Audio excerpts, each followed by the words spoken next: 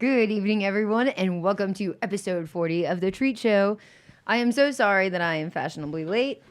The good news is we have some exciting guests in the studio this evening. So we've got Andrew Hatch, of course, here to lay the knowledge. And then we have a great guest today. Bryan is his name. We'll go over your last name if you want to at the end of the show.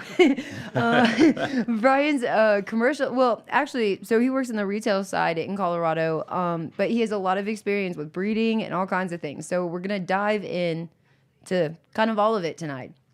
Well, let's just go there. Okay, where do I go for my interview? Thank you. Yes. Winning. Thank you, guys. All right, Bryan.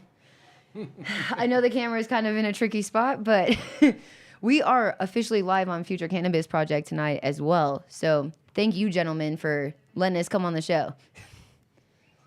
All right, Bryan. Hey, how are you? Are you ready for this? Yeah. I'm excited to be here.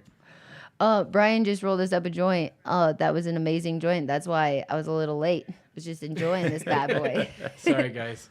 Do you mind, Bryan, if I ask what strain we were just smoking? That was a combination of con leche from Swamp Boys, which is like the triangle on white on Donnie Burger. That is fantastic. Yeah, the Connie Burger. I love this. Yeah. Andrew, how are you doing tonight? Hey, better than I deserve, I'm sure. All right, chat. You guys get ready for this. I think tonight, after we get to know Bryan a little bit more, is of his personal side, is we're gonna dive into kind of feminized breeding and things like that. So for all of our breeders out there, you hang in there. Thank you. So Bryan, are you from Colorado originally? Tell us what you're working with. Yeah, actually, I grew up here in Colorado. I'm actually from Aurora, which... Oh, thank you. Sorry. No, you're good. You're good. Yeah, I grew up in Aurora. Lived all over the state until I was about 21. Wow. Then I moved to San Francisco and spent about 16 years there. Actually got to get part of the cannabis industry pretty early there, like in 2001. Wow. Very young. Yeah. So we started a dispensary called Oz. There's an Oz in LA. It's not the same one, but it's actually owned by the same person. But yeah. Interesting. Yeah, Jason Beck. No way. Yeah. So I known Jason for a long time, but from that whole experience. But yeah, but started Oz, and then we ended up starting the Vapor Room in San Francisco, and close friends of mine, Martin, and a few other people. Shout out to Martin and Colin. That's awesome. But yeah, started the Vapor Room, and at that point, actually, I went to work for the guy who originally started Oz. He was just like, I'm going to do a grow, and I was like, I love growing, so let me just start the grow with you. And we ended up doing that for a few years, and got to grow a bunch of cool stuff back then. And then he basically made enough money, and he outfitted me enough to like grow in a house out in San Francisco, and Oh my gosh. was like going in the sunset for, I don't know, probably like 6 or 7 years. And that at that point, like the Vapor Room had kind of already built up, and I was super close with those guys because they all started Oz with me. Basically they were like, hey, you want to be the head grower? And I was like, sure. And we did that for a while, and then I ended up, I got robbed. Oh no. Oh no. And it was pretty traumatic. That is. So I was just like, you know what? Like, I think I need to take a break, and ended up just kind of like didn't know what I wanted to do, and ended up in LA for a little bit. Like, I actually lived in SF, but started growing weed down in LA for a little while, and then that didn't pan out. And I was like, you know what? Like, I need to go back to San Francisco, and ended up getting a job at Google. No way. Yeah. Kind of a crazy little experience. It was like a video studio, and they got bought by Google, and Gosh. it was fun, but like that was, I was there for about 2 years, 1 year, 2 years, I can't remember. Do you feel like at that point with the vapor place in Oz and your experience with getting robbed, do you feel like you had already been jaded kind of at that point and you were stepping away? Well, trying. it was more of like, this is still not safe. Like, for example, like, we had dispensaries, and, you could walk in there and buy your weed just like it was normal, but like the grows weren't like the same thing. Like, it wasn't like when I got robbed, I couldn't call the cops. Right. Like, it wasn't like, you know what I mean? Sick. So like if you got robbed at the dispensary, you would. Yeah. And so that was like the weird quasi legal part of 215 that was like, I don't. Gosh. Did they take a large amount, or was it like your personal? I don't mean to go too No, deep. I mean, it was the dispensary's weed, so it was probably a couple 100 pounds. But you know what the funny thing is, actually, so we actually got to be part of the whole Project CBD, and like we got like one of the first Harlequin cuts, Oh, nice. and I was blowing it up. Yeah. And like it was kind of hard because like, at the dispensary, nobody knew how to sell CBD weed. It was just like, hey, you want really good weed that doesn't get you high? Yeah. And everybody said no. No, thank you. And so I would say about half of those pounds were all Harlequin. No Yeah. way. That's the best thing I've ever heard. I'm never going to look at Harlequin the same. They looked fire too, like just dripping with trichomes, and it was just beautiful weed. And yeah, they got a bunch of Harlequin. I cannot believe that is just so sad. So vapor, what was that? Was that like a dispensary as well? Yeah, so the Vapor Room was a dispensary in the Lower Haight in San Francisco. Nice. It was one of the few that you could smoke weed in. Oh, okay. It was a really cool spot. Like, had a lot of people. San Francisco is a small, little area, but at that time there wasn't a lot of dispensaries, so we had a lot of people coming in, and then sooner or later there was more and more.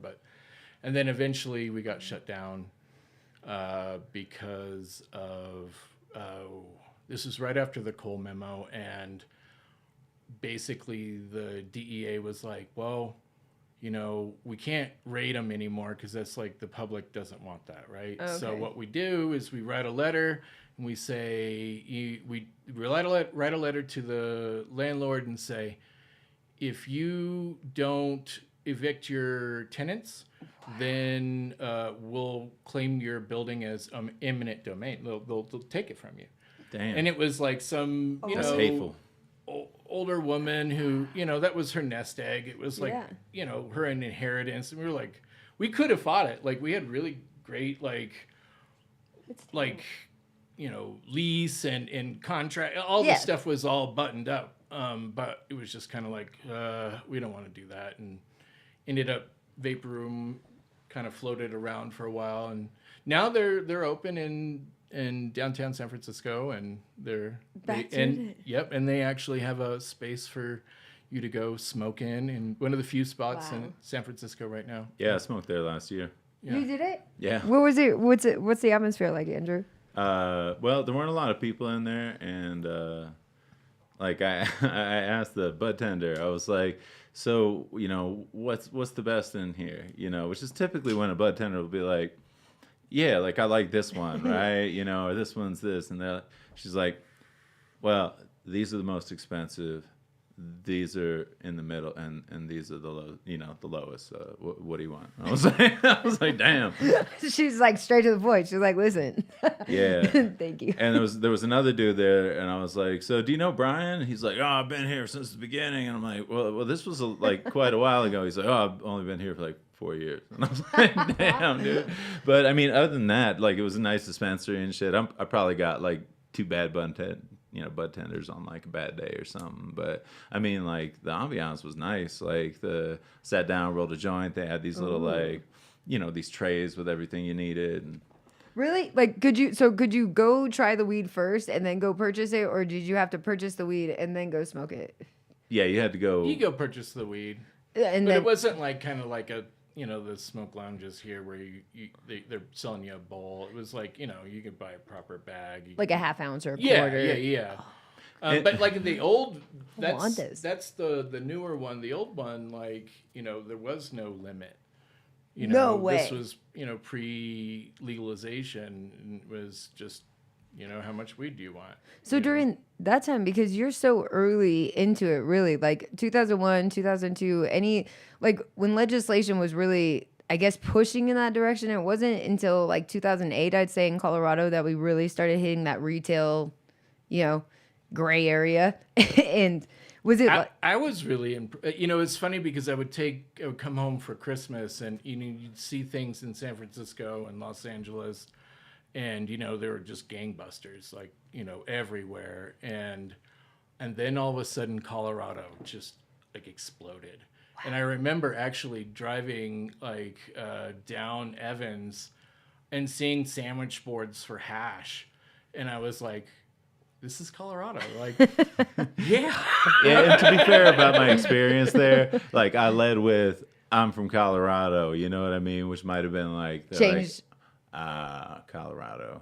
She knew that you knew what you were doing. Yeah, well, no, she's probably like, fuck y'all. Oh, yeah, probably that too.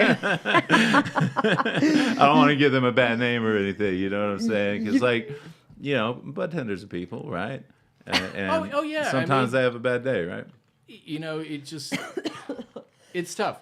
I will say, one of the coolest things about back in the day was like, we were selling weed just like, and it was like the whole bud tending experience. And, we had a lot of different types of people that would come in, like from like suits to, well, actually you have to be a 501c, right? So we would what is so that's like a non-for-profit, right? Thank you. And so like we would actually have hospice patients. Wow. And we would bust them down and like they would come hang out for the day and smoke. And, it was actually pretty cool because it was like a therapy, right? Because like, instead of just, weed's therapeutic, but like, being with people. Sitting. That's therapeutic, right? And then like sitting down with like just some regular people and like no one's like going, oh well, you're gonna die, right? Yeah. Like you're just like a regular person. And I see that shit. yeah. No, I'm just kidding. Well, it was cool too. Like you'd see like, we had like, it was popular. So we'd be like, you can only hang out for like, I think it was 2 hours or something like that. But like a lot of homeless folks would come in and they would smoke out at 420. Cool. And it was like it was actually a cool spot for them. Like not in like we're fucked up kind of way, but like in a way that like, all right, well, we want to be able to have a spot to not get busted and deal with the cops or the crackheads. Wow. Right? Yeah. And so they're safe just doing space. it. Yeah. And then, you take that away, the feds or the DEA, they took it all away. All those. Sorry, I'm a little bitter. Oh, trust me. Cheers to that. I feel okay. So then when you started there and you did, between LA your transitions around California did you come back? Did you make your way back to Colorado for the industry here, or did you? Yeah, it was right when you guys legalized. No way. Yeah. Like 2014 was retail. It was 2015 when I got here. Awesome. Okay. And like, I was like, like I just want to, I want to go home because like it's expensive in California, and if you don't make a lot of money, then you're really busting your ass every day.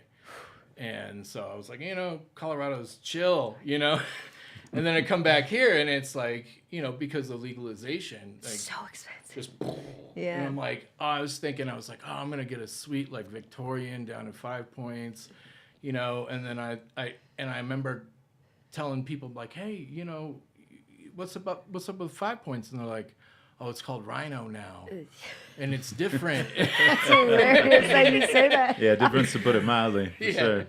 And I remember going down there and going, what happened here? I like, and so, obviously it's expensive here too. Well, and you used to be able to get a house here. I mean, like for reals, like $1,000 to $1,200 a month, you could have yourself a nice like townhome or home, But I feel like now it's like $2,400 to $3,600 a month for like the same house, and I don't know. Or if you're gonna buy it, it's $500,000 and it's a shithole.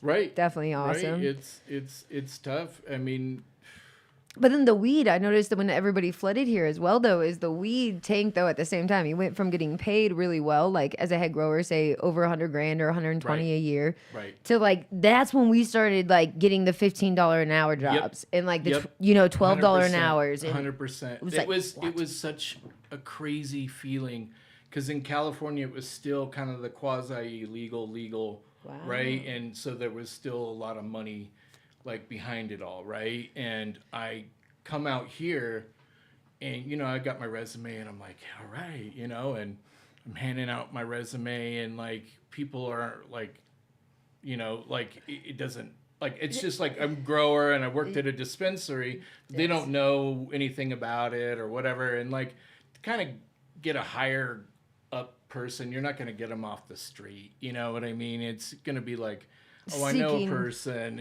this is the person you need, right? And I actually put out so many resumes and ended up like, I said, fuck it, I'm going to dumb down the resume and got a bud tending job.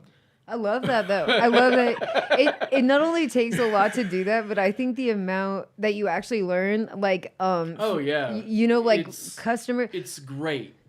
You get back to like, when I worked at the vapor, of course I grew, but like everybody would bud tend. It wasn't like you're a bud tender and you're this, like you just work, right? And like, so, getting back to that and like, just like having fun. It was, I got into a shop. I was up in Helping Hands in Boulder and like, yeah. And, it's tourists. So, people, it was like right when you legalized and it reminded, in California, everybody been to a dispensary. So it wasn't like, this is like, I'm good. Okay. I didn't want us to smoke you out. Sorry.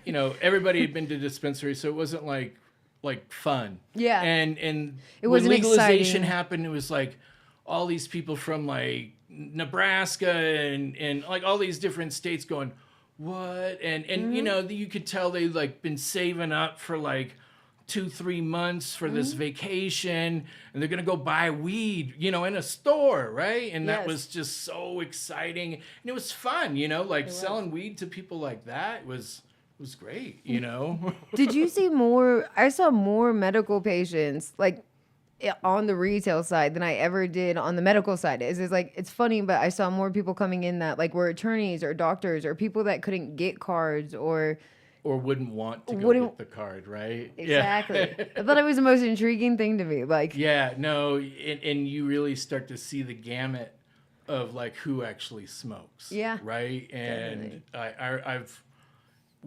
sold to many different famous people, and like you're just kind of like, oh, cool, you're one of us. I didn't realize that, See, I love Helping Hands. I was the head grower for headquarters that was next to your guys' other. And I feel like those two companies, though, started around the same time in like Lyons and Boulder, and it was such a tight community. I worked at Bud Depot too, yeah. See, I love that. Yeah. You guys don't understand, they were right next door to each other in this small mountain town. So like, I feel it's pretty tight. But their quality, and like even that though, is like, those were the only two stores I saw in the area that really valued like having diverse shelves. It wasn't just like being partial to one company or one product. It was like, oh, I mean, one of my favorite parts, well, actually, like getting a bud tending job there was actually cool because the weed was good. And like you could sit there and go, yeah, I actually smoked this and this was really good and this was okay. And but like I feel confident that you will like anything that you buy off this shelf, right? When you guys had a lot of strains that were, that's what I loved about that time and miss about that time. But you guys had a lot of strains that were like very particular to only that store. It's like you went Yeah. there for only that. Yeah, no, that was like the beginning of the Sam and Austin era, like doing their own little mixes and stuff like that, with the Colorado Seed Inc. And now they're doing Free World. And they came up with some really fun, different like combinations, like stuff I wish they still had. Like they had an Albert Walker Hayes Blue Dream, I believe, cross. It was Al's Dream, and it wasn't pretty. It wasn't like Instagram weed, but it smelled like rotten grapefruit. No. It was so good. It was so good. Yeah. That sounds so beautiful A in lot its of own weed. unique Oh way. yeah, no, I reminisce about that stuff. I asked them many times. I'm like, "Do you guys still have that?" And they're like, "No." I love Free World is another. Sam and them, they're an awesome group. I think that it's funny. They're in a grow that I got for my 21st birthday, and it was a long time ago, and that's their spot now, and it's just funny. Is it? Like, yeah, I called it Bud Light, honestly. Okay. But I feel like it's cool though that you get to see these like changes. Anyways, I want to go back to your awesome adventures. So, okay, so Andrew and you, can you guys expand a little bit on how you guys have come together and how your journey Oh began? yeah. Well, we actually kind of grew up together. Damn. Yeah. You really? Yeah, we went to I have high to school apologize for that, Brian. together. No, it's okay. No, we've known each other for, since high school. And, we drifted apart, and then, 20 some odd years later, like kind of found each other again through a mutual friend, and let's do some work. And actually we tried to launch a consulting company, but it was right at the beginning of the pandemic. I feel you, a tough time. So For that. it was a rough one for us, and unfortunately it didn't survive. But like I think what it's great is that like he has such a great understanding of things that like I've been growing plants like weed plants for a really long time, and he can describe things to me that like I always thought, and then they kind of make more sense because like he's like, oh well, this does this and this does this and this does this, and you go, yeah. Andrew, Thank you. the technicalities is so incredible with that. Yeah. But then, Yeah. like, the way that you guys sound like you complement each other, though, in that, right? Like, hands-on and, like, your experience from tangibly being with this plant and seeing it grow and change, I'm sure, through that long, 20-plus years. That's, her. Anyways, go back to you guys. Yeah. No,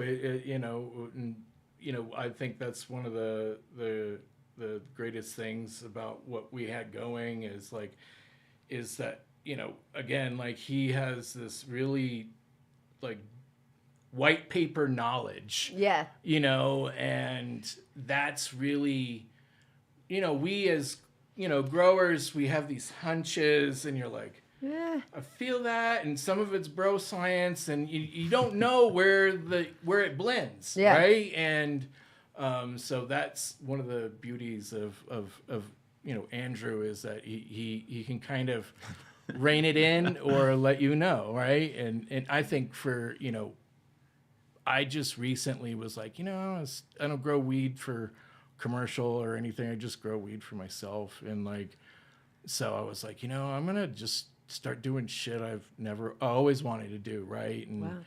and start making some seeds and stuff like that, and I can go to Andrew and go, so what's this? Yeah. And like, talking about filial generations and S1s and just selfing in general and feminization and just understanding that, and like, because it's once you don't have to grow weed for like money, Yeah. you can just start going like, all right, well, this can be for fun, I love that because you've been in it on both sides for, let's just say, as long as it's existed. And I feel like, and you're actively doing it now, which a lot of people don't carry on past this. But like, it's pretty, like you said, like trying times like that, like trying to start a new company and then it not going exactly, it's not even your company's fault. It's timing, it's like a weird thing in life, but it really does. I don't know. I think it's impressive that you stayed like focused on like moving forward with it, and then like you said, like allowed yourself to really get creative in your own space though, instead of like, I'm gonna go work at a grow for this. Like, I think it's cool that you're like, no, I'm gonna go do my own home grow and I'm gonna value this retail side. It's really rare, honestly, Bryan. And for my part, Bryan grows the fucking firest weed I think I've ever seen in my life. Andrew did say that you're the best grower. He's humble. But I'm like beautiful. So unhumble that I just I take up the slack for him. No, I love, because the reason I really wanted to talk to you today was because we have a lot of people that are just getting into breeding, or sometimes I think we get too technical when you try to look it up on like YouTube or something like that. It's like there's a lot of information now, but it's not broken down simply, I think, for some of these guys that are like really trying to understand, even male and female, like what does an S1 mean? What does feminize mean? So I don't know if you guys feel ready, but I can put on this PowerPoint and I can just shh, and you guys can get wild. All right, for sure. And just like as a disclaimer, this was something I made for a hemp genetics presentation at it was called Harnessing Hemp. It was a conference about hemp when hemp was people believed that it was not going to destroy itself. Your little clicker. Oh shit! Let me know. Thought that was a piece of paper. You let me know if I'm gonna mess it up. So you have to kind of scroll down. Got it. So that's a picture of my hemp field, in 2019, which, as everybody knows, was the best time to get into 2019, because in addition to growing a whole lot of hemp, you also got to consider shooting yourself on a daily basis. So here we go, and this is not super in depth. This is just kind of, oh shit, I did something with my. What do you need me to do? I think I did something with my head. Oh. How the fuck did I do that? Hold on, let me help you. I feel like maybe you could do it from the keyboard. Maybe that would make it better. I'm just gonna gesture. We can fix you. I don't think anybody could fix me. I talked to several psychiatrists. Let me try this little arrow thing. Yeah. Let's see if that works, and then I'll try to fix your face at the same time. Yeah, thank you. So this is just it's not super in depth, I'd like it to be more in depth, but I'd actually like to write, a kind of expansion of this one. Just trying to find the mouse. There we go. Sorry, Andrew. I could duck. This is, I'll get more graceful. Yeah, technical difficulties. I did it. Help everything, please. Sorry, guys. Oh shit! Just light everything. Bryan, do you mind if I borrow your lighter really fast? Oh, I'm so sorry. Thank you so much. Please. I feel. What are you guys smoking on while we're waiting for this mild connection? Yeah. Should we roll another? Yeah, here, let's smoke something else. Bryan, I feel like his weed is beautiful. Andrew was not kidding. Yeah, look at this bad boy. We can try to put it on either of our cameras. I don't have a little zoom one today. It's just so gorgeous. Thank you. Do you see this? Do you see it? Mine's a little closer. Yes. Thank you, Andrew. Of course. Let's see if I can rotate it like one of those, like bougie ass fucking, things you see on Instagram. I know we're working on stepping up our game in 2024 with the photo shoots. Oh, it's all good. I'm pretty sure like you could smell the hairspray on most of those pictures. You know what I'm saying? Thank you so much. It's just lovely. Okay, I think we're back in action. Wait. Technical difficulties. Lights out, guy. What's going on? I was gonna see if he could scroll it for us. Oh no, I think I might be able to. Oh wait, no, I can't. Let me see if I can help you really fast. I suck at the internet. No, usually I could be more graceful than this. It's lies. Okay, do you see these little arrows down here? It's very tiny and not convenient from your area. But do you see, Andrew, on this bottom screen? Mm-hmm. And you see where the pages is? Yeah. No, I see it now. Guys, we're back in action. All right. So that shit you can't read is all, is some truth, a whole shitload of lies about me and where I came from. I forgot to put on there that I'm the world's greatest rapper, but that's okay. That's okay. At the end of the show. Anyway, so, I owned a company called Specialty Hemp Genetics of Colorado. That was the dumbest, fucking longest name ever because nobody fucking remembered it. And then Bryan and I formed a consulting group called Dreamleaf Partners. Dreamleaf Partners. Dreamleaf Partners. That is very nice, Bryan. Yeah, it was great. Except in the cannabis industry, people don't really want to buy services from you unless they can look you in your bloodshot eyes, like unless they're over free. a joint, right? Unless they're free. They're like, yeah, exactly. Sometimes they end up being free because they promise you money, and then, yeah. Well, there was a lot of focus in compliance, and that's the problem with, consulting. If you can't really show this ROI right away, yes, then, and you have to try to explain to them that their non-fine is their ROI, and it's tough, right? And so I think that was another part, and I'm also not the greatest salesperson. So honestly, I struggled with that. My attorney one time called too. me. He was like, "Jay, we need you to write this capital plan for this state as this little example, template, right?" And he's like, "But it's got to be 150 to 200 pages for these new SOP requirements, all these things." So I do this, and he's like, "Jay, don't worry. We're gonna charge these people $30,000 a document. So you put the time in, have it ready." It's going to be awesome. So just like you said, the market tanked right when I finished it, right when they implemented this new regulation. So anyways, when I go to these customers and be like, I'll charge you $10,000, they're like, fuck no. I can barely pay my bills. And then you'll explain to them no. They're coming looking for this. They're going to fine you $50,000. And they're like, I don't care. I'm going to wait until I get fined $50,000. Yeah, it's it hasn't happened yet. It's never going to happen. Oh, I spent a Very whole summer building a recall plan and all of the, because that regulation was coming out, and I was like, Yeah. Let's just get on the up and up and create a little, portfolio of different, risk management things that we could do. And, and again, that's also before people realize fusarium and aspergillus and all the different things can happen. Definitely. And so, and a lot of times it was also a little bit ahead of the curve. It's kind of well, we're fine. Everything works great, and weed, it's still sold for an all right amount. The weed fluctuates. I mean, I can purchase a, rec pound, good pound for a G. That's You know? But then you'll see California though will harvest no matter what. This isn't even a compliant, non-compliant, or whatever retail thing. They'll harvest and we'll not be able to sell weed for 2 months. Yeah. And then everybody will dry up and then everybody will pay good for 1 month.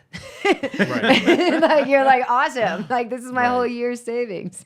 Oh yeah. You know Well, what I mean? the California market with the whole distribution thing, that's really where they went wrong. I don't understand that. That's the one thing that we don't have to deal with here, and we're so thankful because these distribution companies, they hold the cards. Can you expand on that, Bryan? Because you do see both sides as Well, yeah. Everybody, we have all these in Colorado. It's we have our MIPS, our cultivations, our we probably have 6 different licenses. In California, I think there's I don't know how many there are, but there's a lot more. Really? And one of them is the distribution, right? So as a business, I can't just go to any retail store and say, hey, here's what I do. And, like everybody here does, right? Yeah. There they have to go to a distributor and then they market. Well, not necessarily market, but they're the ones that hold the cards. They're the gatekeepers between the dispensaries and in any of the operators, right? Does it protect them more individually if you're like more hands off in these other areas? Like if the packaging company is doing your marketing, so nobody can get pissed about the advertisement because it's a packaging company? No, it's not necessarily like that. It's the distributors are like, all they are is like, we are the only people that can talk to or not necessarily, we're the ones that like take your brand to all the different retailers. Like it's how it is in like alcohol. Okay. Like that's how it is, I think, here in Colorado for alcohol. Like you have to go to a liquor distribution, and then Chain. they're the ones that get you to your retailers, right? You're not out there boots on the ground going, okay, I'm going to go here, I'm going to go here, and I'm in this store, I'm in this store. It's like Botanicare. You can't really walk into a Botanicare store. right. So The middleman has not disappeared Right. from the weed game. The middleman's the only one making mother trucking money. Shit. yeah. Anyways, sorry. Yeah, no, it's I just think it's a weird model. Like Yeah. in there's been instances in the last few years of like distributors just going up, and they're the ones that hold the money too, right? So they're the ones paying the operator, and they're also the ones that get the money from the dispensaries, right? Like, Wow. and so there's a point where it's like, well, where's my money? Yes. And yeah, it's I just think it's backwards.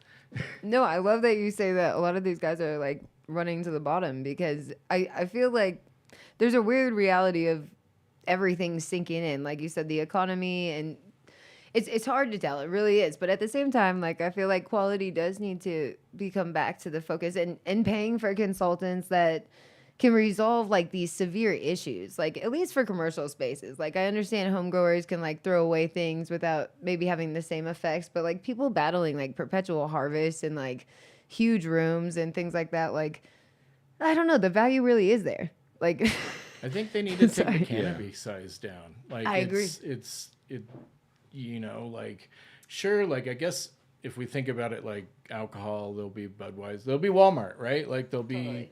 cheap weed, right? If you want $30 ounce, like there'll be a $30 ounce, right? But does that what most people that smoke want? No, like you're just in a pinch and you're smoking that kind of stuff, like it's not like something you enjoy, so like hopefully like I think there can be a balance eventually where because operators got to make money, because if you think about it, they got to pay an excise, they got to their whole operation, and they're competing with everyone else, and everybody's trying to undercut each other, right? Yeah. And then you have the retailer who's on that side thinking, okay, you have a couple of options, right? Like I'm gonna try to make as much money off of this at this price and this, right? Or are you gonna go, that's not really what I would smoke. That's something that like maybe I can increase the price a little bit here and then purchase a little bit higher quality pound and then give that to my customer, and then all of a sudden like being known for having good weed, Yeah. right? And you still obviously can have the economy stuff, like that's easy to get. It's nice to be able to trust a store though, and it's Right. even as like wholesale to a store and things like that. When you have relationships that it really is like a respect for everybody involved instead of this like dirty hustle. I hate to say it, but like everybody, just like you said, knows as an operator, you have an idea of how much their overhead is a month. You have an idea how much this pound has to sell for, or how much. Hopefully. Oh yeah. Hopefully, yeah, that's a good point. I think you know, it's important right now if you are a retailer, you know, the bottom line is important, right? Obviously, everybody's got to make their money, right? But I think also having diversity, like think about like how weed sucks now, Yeah. right? Definitely. And like why is that? Right? Like I think about like when, you know, back in the vapor room days, right? Like people would come in with the bag of weed and you'd be like this and they would be growing it in their garage or like their little 10 lighter or whatever, right? Like and Small batch. And then it's not necessarily like the small batch thing, like it's more of like the variety. Oh, right? I see. Because like now back then there was like a bunch of this, and like a lot of people didn't share cuts, so people were popping more seeds. Yes. And then all of a sudden there was just a lot more cool stuff out there, right? Like, whoa, what the hell is this? What the hell is... No one knew what the name was. It was just like, what the, you know, and then like, you know, now it's like you have a really homogenous gene pool here, at least here in Colorado, where it's like, you know, I look at like a lot of these different dispensaries menus and it's just like same thing. Yeah. And like, cause they're all buying from the same people because they are the ones offering the cheap pounds and then, but like, I think right now, like if you want like weed to be good for the future, like we need to support the little guys, these guys that are just getting their licenses started. And like, you know, you may pay a little bit more, right? And maybe, you know, like, but in the end, like you're supporting a diversity in the gene pool, right? And like in 10 years now, like even if you win cannabis, right? Like want some of these big people, right? Like you still gonna want some diversity because the market doesn't want like the same thing over and over and over and over and over again. Yeah. Right? I don't know. I think there has to be some way that we keep it diverse. I think that's a remarkable thing to point out because I think it affects such a huge picture. It's like the breeders themselves don't have enough time. Like I'm going to use Capulator because Mac was a very, very appealing strain at one point in time. And like everybody in the state of Colorado was paying like premium because it was flying off the shelves for retail, you know? It's pretty. It was pretty, yeah. And it tastes, honestly, I think it tastes great. It's pretty resilient to grow. It's slow. But anyways, so I feel like had a lot of pros, but then everybody started hitting the Mac like immediately, right? And then it saturated the market. So not only did Cap get pissed in a lot of ways, and then he didn't have a time to like really shine, as I hate to say this, but like... It was over before it started. Exactly. And it's like, in my opinion, I hate to say this and everybody's going to hate it, but I think that breeders should really be dropping stuff like every 3 to 5 years max. Yeah. It's like, this shouldn't be like every 6 months. There shouldn't be, and I'm not saying that those that do that, there's great breeders. Well, it's what's happening, and you can see it because I see a lot of work. Yeah. And like, it's see everything. It's just like, I don't know. Like it's you're seeing like the same thing over and over, just renamed in a certain way. And like if you go and look at it all, because I see a lot of it, and I'm like, it all looks and smells exactly the same. Yeah. And there's like that's what I miss. That's what I hate about a lot of what's happening now. Is like it's just like the same thing. Even though it's like, oh, it's some new cross, right? But it's not. It's like Gary Payne and all those strains. It's like they're pretty and they're nice, like but like you're saying, when you go into a store or when you're purchasing on a list, like you're just seeing like Tropicana cookies or Gary Payne or whatever these things are repeated. And I think that it comes down to price at that point. If you're just purchasing, like you're going to look at the cheapest one. It's probably going to be the most appealing.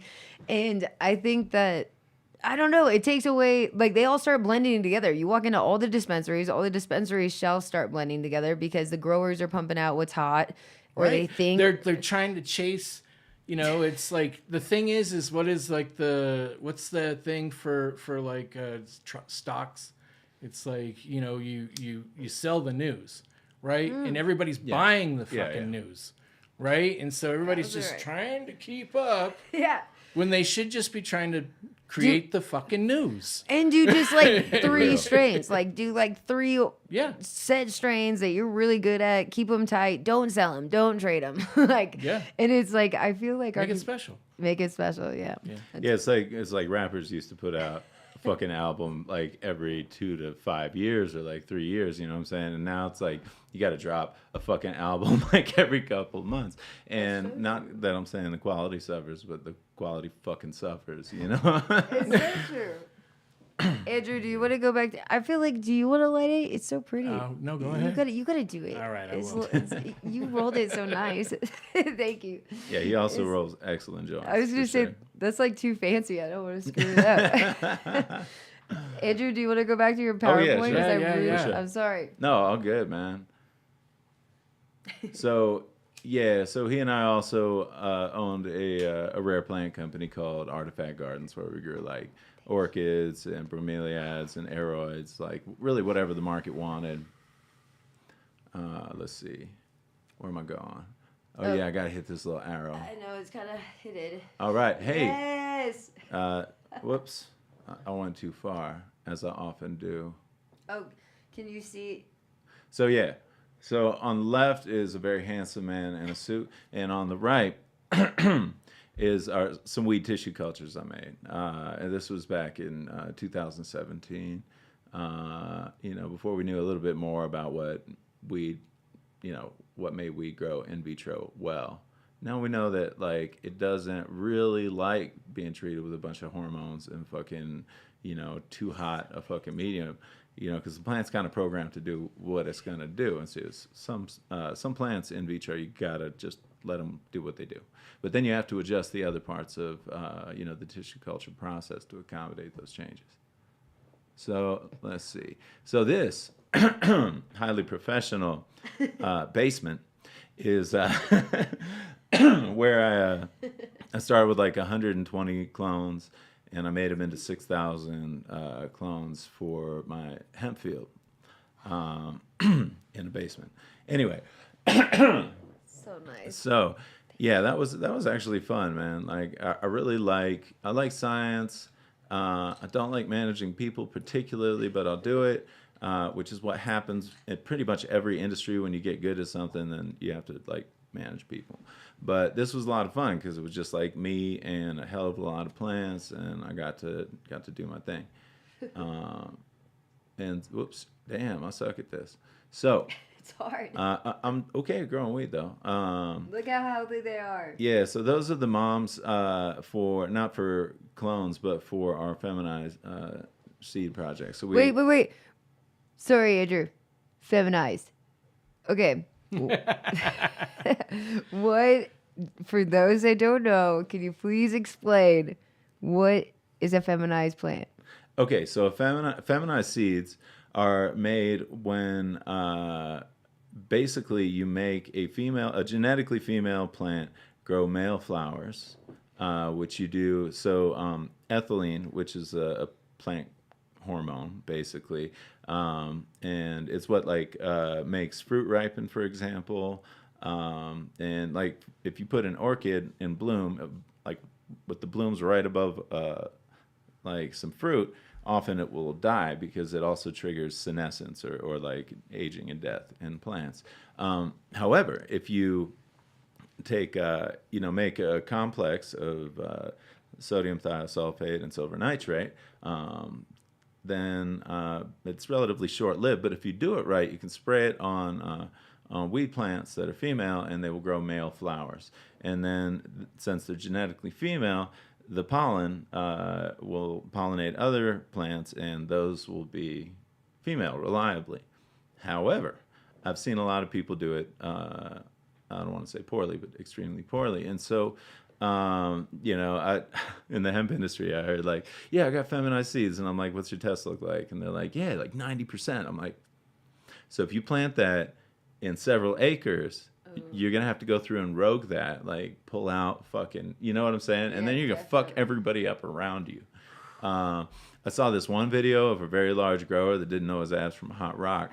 And he was like pollinating with like out in the field with a fucking like a giant fan on the back of his truck, just blowing fucking pollen in the air when there were hemp farms all the fuck around. Oh my God. Yeah, he got something of a bad reputation. That was northern Colorado, right? It was. Yeah. 2018. Yeah. Oh my gosh. Yeah. He got, if not killed in person, on the internet. So, so this was one of our greenhouses. We had about 4,000 square feet of greenhouse that we grew in, light depth greenhouse, and so this is where we grew the veg plants. And then this is the beginning of the flower room. It was much larger than this. It's just a small part of it. And let's see. So beyond that, we're going to talk about like the basic genetics of the plant, how the cannabinoid profile is inherited, cannabinoid ratios and compliance. This is this was made for hemp. So there's a few things in there. I tried to remove most of the shit about hemp because, breeding hemp is very similar to breeding cannabis. Almost identical from a genetic standpoint because you're just amplifying one cannabinoid versus another. And so, we're going to talk a little bit about like COAs or certificates of analysis and, how do you interpret those test results, photo period, versus day neutral or autoflower plants, clones versus seeds, some shit that I can't read, but it's in there. Nice. And then some other shit that I can't read. I should have chosen a different color for the, for the type, but such is life. Like I told you, I suck at the internet.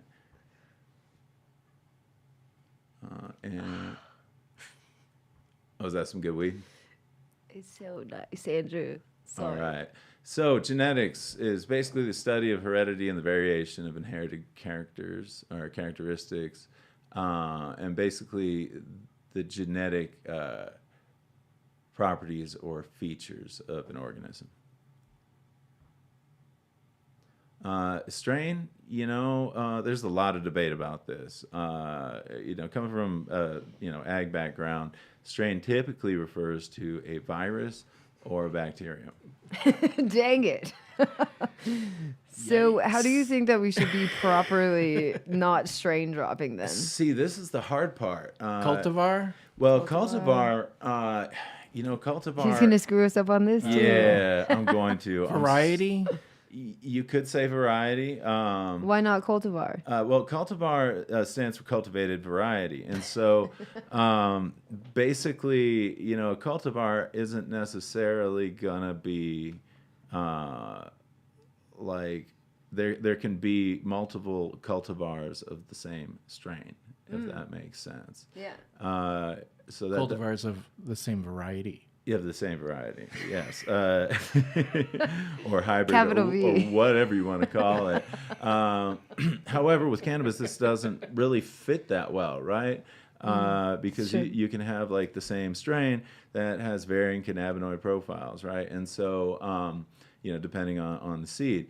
And cultivar is generally a group of seed that will come true, like from seed, and it's a homogeneous thing because typically in plant breeding, you inbreed for like 8 to 10 generations, and then you cross those two. And so, chemovar is what people have talked about a little bit because that's descriptive of the actual chemical profile of the plant. But I'll be damned if I've ever heard anybody say it. So if I was a But 67... phenotype instead of chemotype, right? Yeah, well, we're going to talk a little bit about Yeah, phenotypes. This is exciting. All right, so I'm going to fuck some more people's day up here with the phenotype thing, probably. And so, as we know, cannabinoids, largely come from CBG, right? That's the precursor. For a while I thought a precursor was like a little kid said dang a lot, but that's not really how it works. And then you can see how the biosynthetic pathway will eventually go to one or another of the cannabinoids. And so CBG, THC and CBD and CBC all come kind of from the same shit. Except actually CBC I think is a degradative product of THC, but Again, not really sure about that because it's been a while since I looked at this.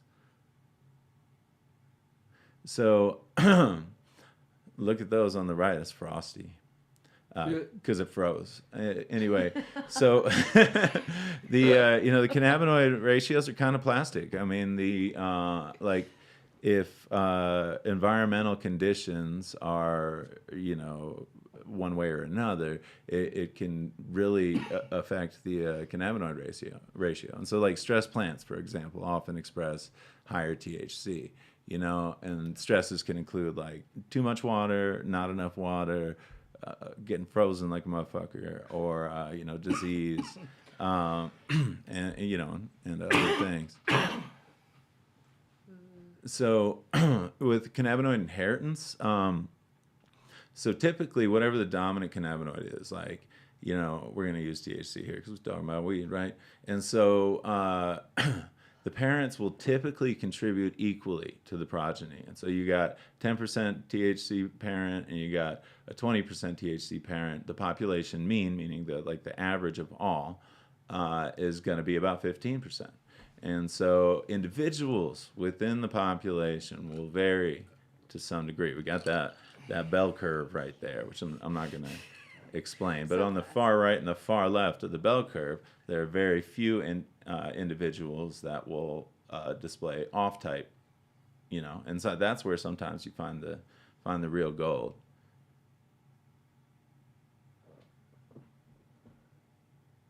All right, so we talk a little bit about genes versus alleles, and then how those genes interact with each other.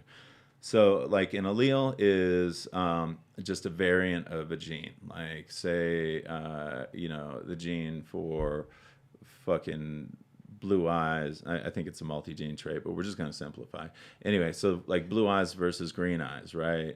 Let's say hair, right? Red hair is a recessive trait, right? And so you got to have one copy from each parent. And then, like, brown hair is a dominant trait. And so both the parents can have brown hair but have a recessive copy, and then it's like rolling dice whether or not one of their kids is going to be a ginger and have no soul. And so so an allele is just a variant of the same gene. And then we're going to talk a little bit about dominant, codominant, incompletely dominant, and recessive traits. I already talked a little bit about recessive traits, but I'm pretty sure we're going to talk more about it. So what you can see up here is it's a chromosome. Our DNA is linear. We got like 23 chromosomes. And basically we inherit one set of chromosomes from one parent and another set of chromosomes from another parent. And we're diploid, meaning we have just 2 full sets of chromosomes, right? And so on one chromosome can be allele 1, for example, red hair, and the other one can be on allele 2 could be brown hair, right? And so you would end up with brown hair because brown is the dominant trait, right? And so if you had 2 that both alleles were for red hair, then the recessive trait will express, and you end up getting made fun of in school. All right, and so they call it homozygous A. If you got 2 of the first trait, your parents contribute 1 of each of the first trait, right? That's called homozygous A. That's called homozygous. And then AA is the way you describe it, right? And then if you got 1 of each, like, allele, right? You have 1 brown, 1 red. That's called heterozygous. And, so the big A, usually in genetics, like the big letter or whatever, capital letter, I guess it's called. I got my grade 6, but not much more. And so the capital letter is usually the dominant trait, right? And then the lowercase letters are typically the recessive traits. And so for the first one on the left, we got homozygous dominant, right? And on the one on the right, we got homozygous recessive. And so homozygous dominant or heterozygous dominant and recessive will always express the dominant trait. And so incompletely dominant means that you get something along the midline when you mix the two copies of the trait, right? So that right there is called a Punnett square, and it's a way to kind of visualize the inheritance patterns when you got, different types of alleles.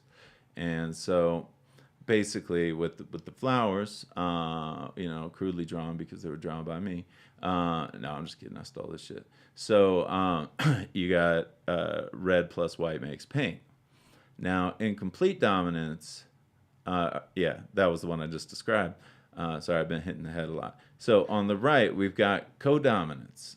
So you got a white bear and a black bear, and then so it's like a polar bear and a black bear, and you get fucking pandas. That's not really true. But what you have is that both will express at the same time, but not in the same location. Right. Incredible. Yeah, I drew that one on the right, and that's not true either. So, thank you. So, THC and CBD are codominant, which is why we can have like a 1-to-1 or a 2-to-1 or whatever you want to call it. And so there's type 1 chemotypes, and those are THC dominant. Type 2 is not necessarily a 1-to-1, but a mixture of THC and CBD. Type 3 is a CBD dominant variety. And let's see, I think we talk more about 4 and 5 here. I don't know if we talk more about that, so we're going to go back. Maybe. If I can stop sucking at the internet. All right, so in chemotype 4, just the mother cannabinoid, sometimes they call it, but the precursor to all the other cannabinoids is the one that's dominant, right? So it doesn't do any of that downstream conversion, except for a small amount of residual THC, but it's in very small amount. And so when we were growing hemp, like a CBG variety was one that was much safer to grow in terms of compliance. So you didn't go over that 0.3% limit. And then chemotype 5 just produces no cannabinoids at all. And that would suck for kind of everyone for every use. However, there's a lot of other reasons that cannabis is grown than to smoke. You can make food out of it. You can make plastics out of it. You can make clothes out of it. You can make a large fortune out of it, turn into a small fortune. Anyway. So, dominant recessive traits, we were talking about that a little bit. And so this Punnett square shows, at the top, it's, the green parent is homozygous recessive for, recessiveness. And on the left, it's heterozygous, has one dominant, one recessive allele. And so this is a way that you can find out what the progeny are going to look like. And so in this case, you're going to have, even though you've got the recessive trait, in the first two squares on the top, you're still going to have that, dominant trait expressed. And so you're going to get yellow bananas, right? Instead of green bananas. Oh, no, those are peas. But anyway, yeah, poorly drawn, but excellently stolen. And so... But, since you've got a homozygous recessive parent at the top and you got a heterozygous parent at the bottom, you're going to actually have some that line up and have two copies of those recessive traits. And so basically, you're going to get 50-50 of the expression of the dominant gene, the dominant allele, and the recessive allele. Let's see. Okay, and so CBG is a recessive trait, which is, again, chemotype 4. And I don't remember if we talk about... Oh, yeah, so this is, I made this about hemp originally. And so if there are those out there that are not compliant with the Certificate of Analysis, or a COA, it gives you kind of a breakdown, that wheel on the left shows what the dominant cannabinoid in it is. And then on the right, you've got a bunch of different cannabinoids in different levels. And it'll tell you numerically the percentage of each in your flower. Andrew, see if you can drag the corner of your screen down here to like cover us up for a second because people want to see. So this is weird, but see on the corner of your page. Yeah. Like right. Oh, right, like up here. Yeah. It's like, yeah. See if you drag it, like, yep. All right. Sorry to block you guys Everybody just wants to see your PowerPoint. but it had to be done. Okay, and so I done fucked up again somehow. Where's my little? Okay, it's hard to see. Oh, it's at the bottom. All right. Okay, we talked about that already. Just want to make sure we didn't miss something here. Oh, no, we did not miss something. We just went backwards. That's okay. I feel like that is a different button for some reason. That's a zoom. Oh. See if you click away from that. Just, yeah. Oh, there we go. Weird. It's all right. I'm weird too. So you'd think it would work. Is there a way to drag the screen up? I feel like, yes. Try to go in the center. Uh-huh.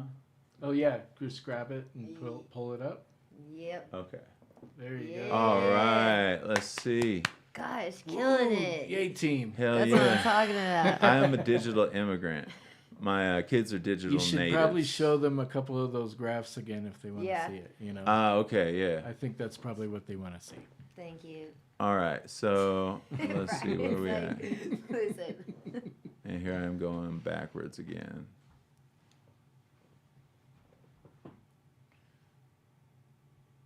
All right.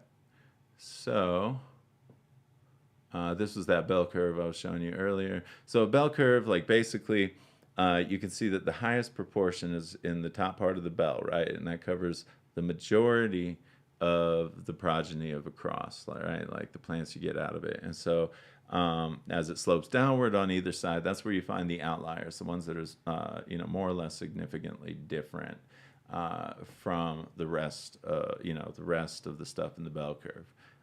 Most of which is kind of the average of the traits.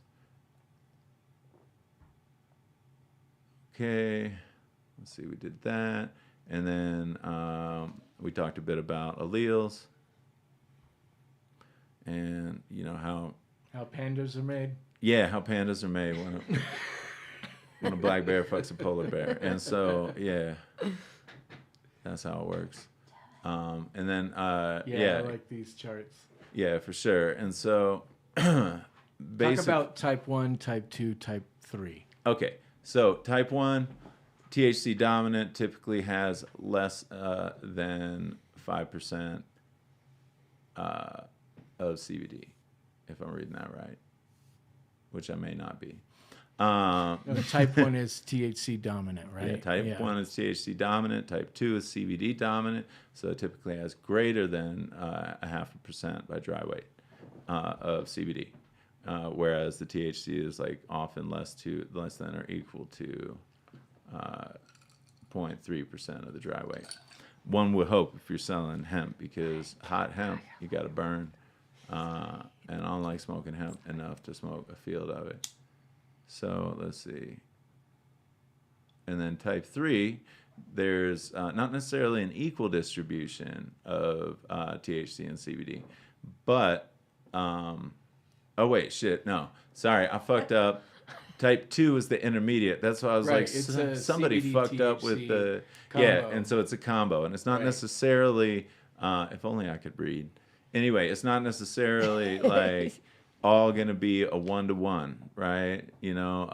But the most of that bell curve, right, is going to be close to 1-to-1. But on either side, you can have higher THC and lower CBD, or vice versa. And then chemotype 3 is prevalent CBD, and so it's going to have greater than about 5% dry weight, and THC is going to be usually less than 0.3%. But we find that's not really always true, because CBC, actually, the CBC pathway, the biosynthetic pathway, actually creates some residual THC. And so that's something they didn't know for a while in the early hemp days, and it fucked a lot of people up. There were CBD strains on the market for a while that were like, they hadn't really been field tested, and people were like, "Oh man, it's going to produce like pure CBD," but like they were all hot. Well, isn't like, so when we look at like THC, CBD on like an HPLC, right? Like they're very close, right? So you need to have like really high grade instruments to be able to see like the difference, like, oh well, that's CBD and this is THC. Totally. Like they the chromatogram, or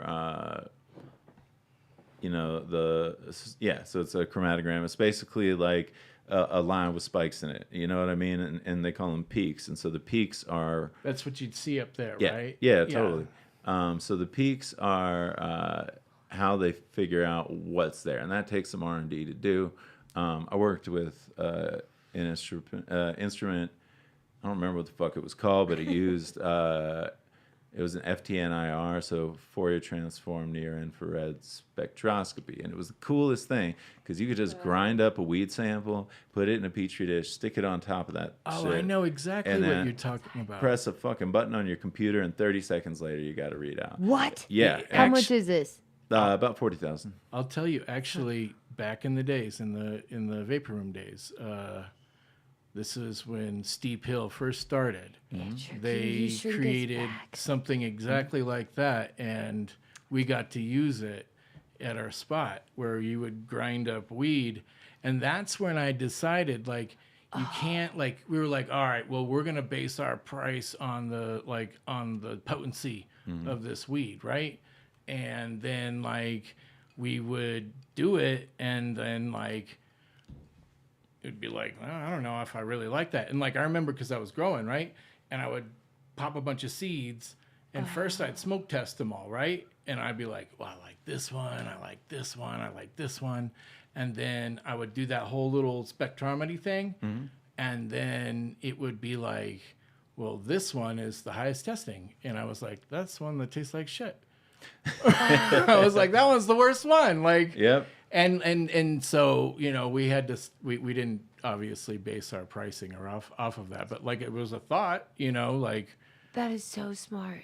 But like, thinking about incredible. Like, yeah. So I just saw a comment. Those desktop units are more of a ballpark estimate. HPLC is more accurate, and that is absolutely accurate. Definitely. So like FTNIR spectroscopy is used a lot in like compounding pharmacies, things where you've got a very pure substance already.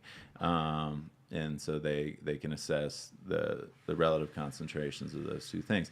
Cannabis is a very fucking messy thing to do analytical chemistry on, because there's so much going on. There's so many secondary metabolites. And there's not a lot of standards for everything, and that's where you have to, where you can find what's going on. Yeah, and so HPLC is high performance liquid chromatography. Basically, you have to prepare the sample and then put it in like a machine and like shoot it through some tubes and shit. Like, I don't really know, but I've seen the machines. I just haven't done it. And so you get a very good, like a very accurate description of what's in the plant. And so, whereas I love that somebody said that. So whereas spectroscopy, like that'll tell you relatively closely. We compared spectroscopy to HPLC and GCMS. GCMS actually vaporizes the sample, like not like we vaporize weed, but like burns it, and then it gives you your peaks based on that. Interesting difference between those two is that HPLC will not decarboxylate the weed. Right. And that's, this is my problem with a lot of this potency test shit. Okay, is that we're doing liquid chromophotography and not gas chromophotography, and that's really what you're going to be smoking, right? And I think, is that instrument more expensive? Is it? I mean, yes. Right. Like, and it requires sample prep. Like, so you got like solvents and shit, or other hoo-ha that you got to dry it out completely, right? Yeah, and then you also have like a sample prep phase that's just like not quite like grinding that shit up and putting it on top of like a very expensive coffee maker. And but you know, we compared it to HPLC and GCMS, and it was close enough to be used for a quick and dirty for sure. Andrew, you just let me know when you want me to go back to your PowerPoint. Okay, yeah, for sure. One more thing about the FTNIR, I helped a large company validate their calibration curves for THC, CBD, and moisture content in cannabis. And in return, me and the people in my lab got to like play with this fucking machine for a year, right? They're like, you can hold on to this, do whatever the fuck you want. We just want the data on the validation. So that was neat. That is neat. You want me to PowerPoint you? Yeah, for sure. And so, yeah, chemotype 4, as I said, it doesn't, you know, it's mostly, it's mostly CBG. You know, there's going to be a little bit of, CBD in there. And in my experience, a very small amount of THC as well. And so, chemotype 5, zero cannabinoids, it can be useful for research. However, it's just not grown typically.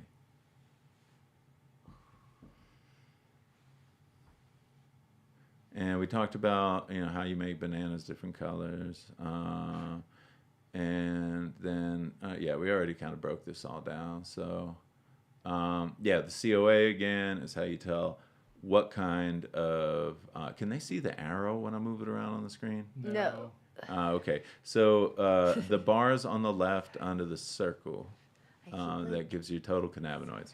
So as you can see on that, you got CBD, CBDA, which is the acidic form of CBD, right? And so this was done by HPLC, because otherwise you would see CBD being, you know, like pretty much all there was, because it decarbs the sample when it burns it.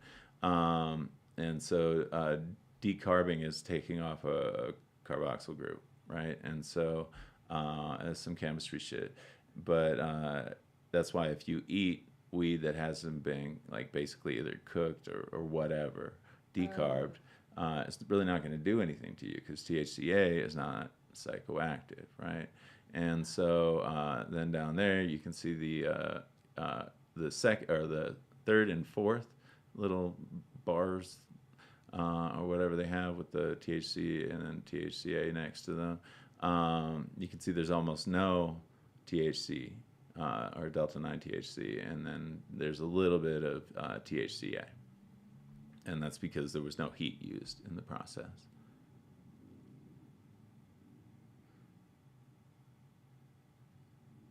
Okay. So, yeah, this was a non-compliant hemp sample, you know, and you can see the ratio up at the top in parentheses, you know, was a higher ratio of CBD to THC, yet it still failed because of some shit I don't remember. But anyway, like I said, I've been hitting the head a lot. Well, failed because it was 19 and Oh, a yeah, half, yeah. right? Yeah, it was a maturity thing. And so the longer you grow hemp, the, you know, like the more THC you're going to have, because it builds up proportionally to the total cannabinoid content. And on the last slide, it was around 9% total cannabinoids. And this was like, I can't read that far, but around 20, I think. And so that just, as an aggregate, moves the THC up. Thank you, Brian. I'm glad one of us is thinking. That's fucked up, Andrew. All right, yeah. I do fucked up shit sometimes, but sometimes I apologize for it. All right, so as we know, most cannabis plants are photoperiodic or photoperiod sensitive. You know, there's a chemical called phytochrome far red, or PFR. Slowly, it's kind of the way they tell time. It slowly converts back to phytochrome red in the absence of light. And there needs to be a certain amount of that for a certain amount of time to tell the weed to flower. And so complete lack of PFR at dawn stimulates flowering. Not all plants are like this. There's short day plants and long day plants, just in the rest of the plant world, not necessarily weed. And then basically there's also, which I think is on the next slide, but if it's not, I'll explain it. What the fuck? Yeah, I'm going to talk about it right now, just because feminized seed, right, are not photoperiodic.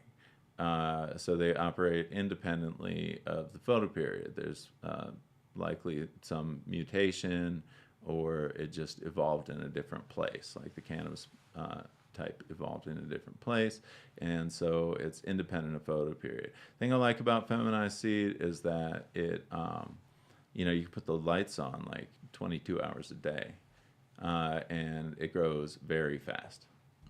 However, there's some stuff I don't like, and I'll probably talk about that in a minute.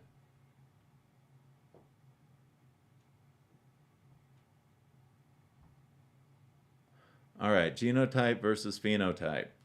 So the genotype is the actual genome, as a series of A, T, G, C, which are the nucleotides. They're complementary to each other, and you've got DNA is double-stranded, right?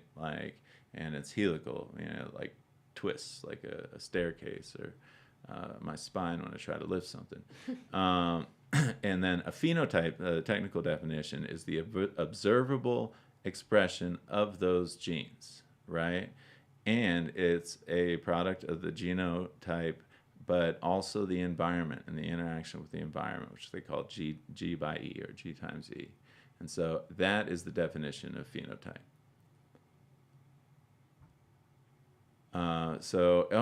Autoflower versus photoperiodic, right? Autoflowers, they're day neutral, so day length doesn't impact flowering. They tend to flower when they're mature.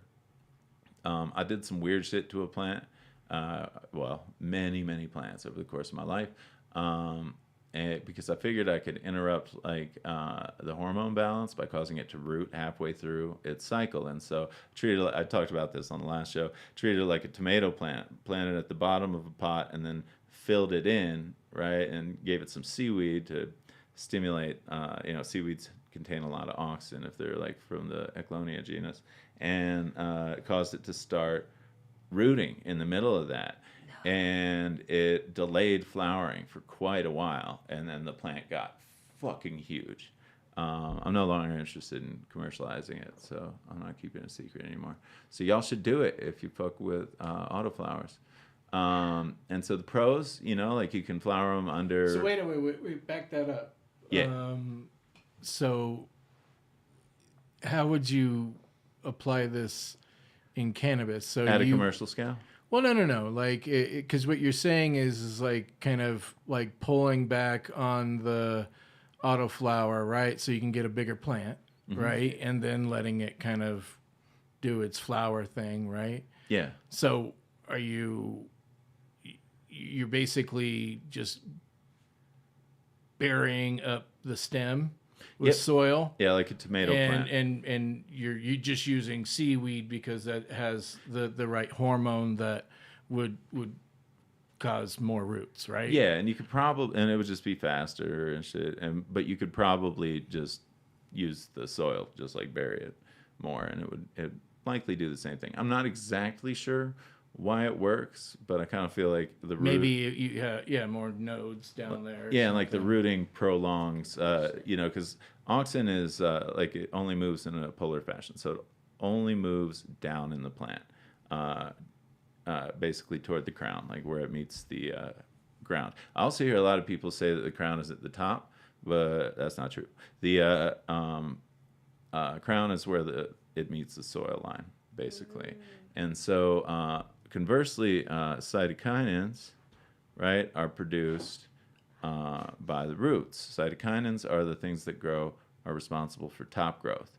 And so those travel also in a unipolar fashion upwards. And so my theory was that causing it to grow more roots just kind of prolong the vegetative state.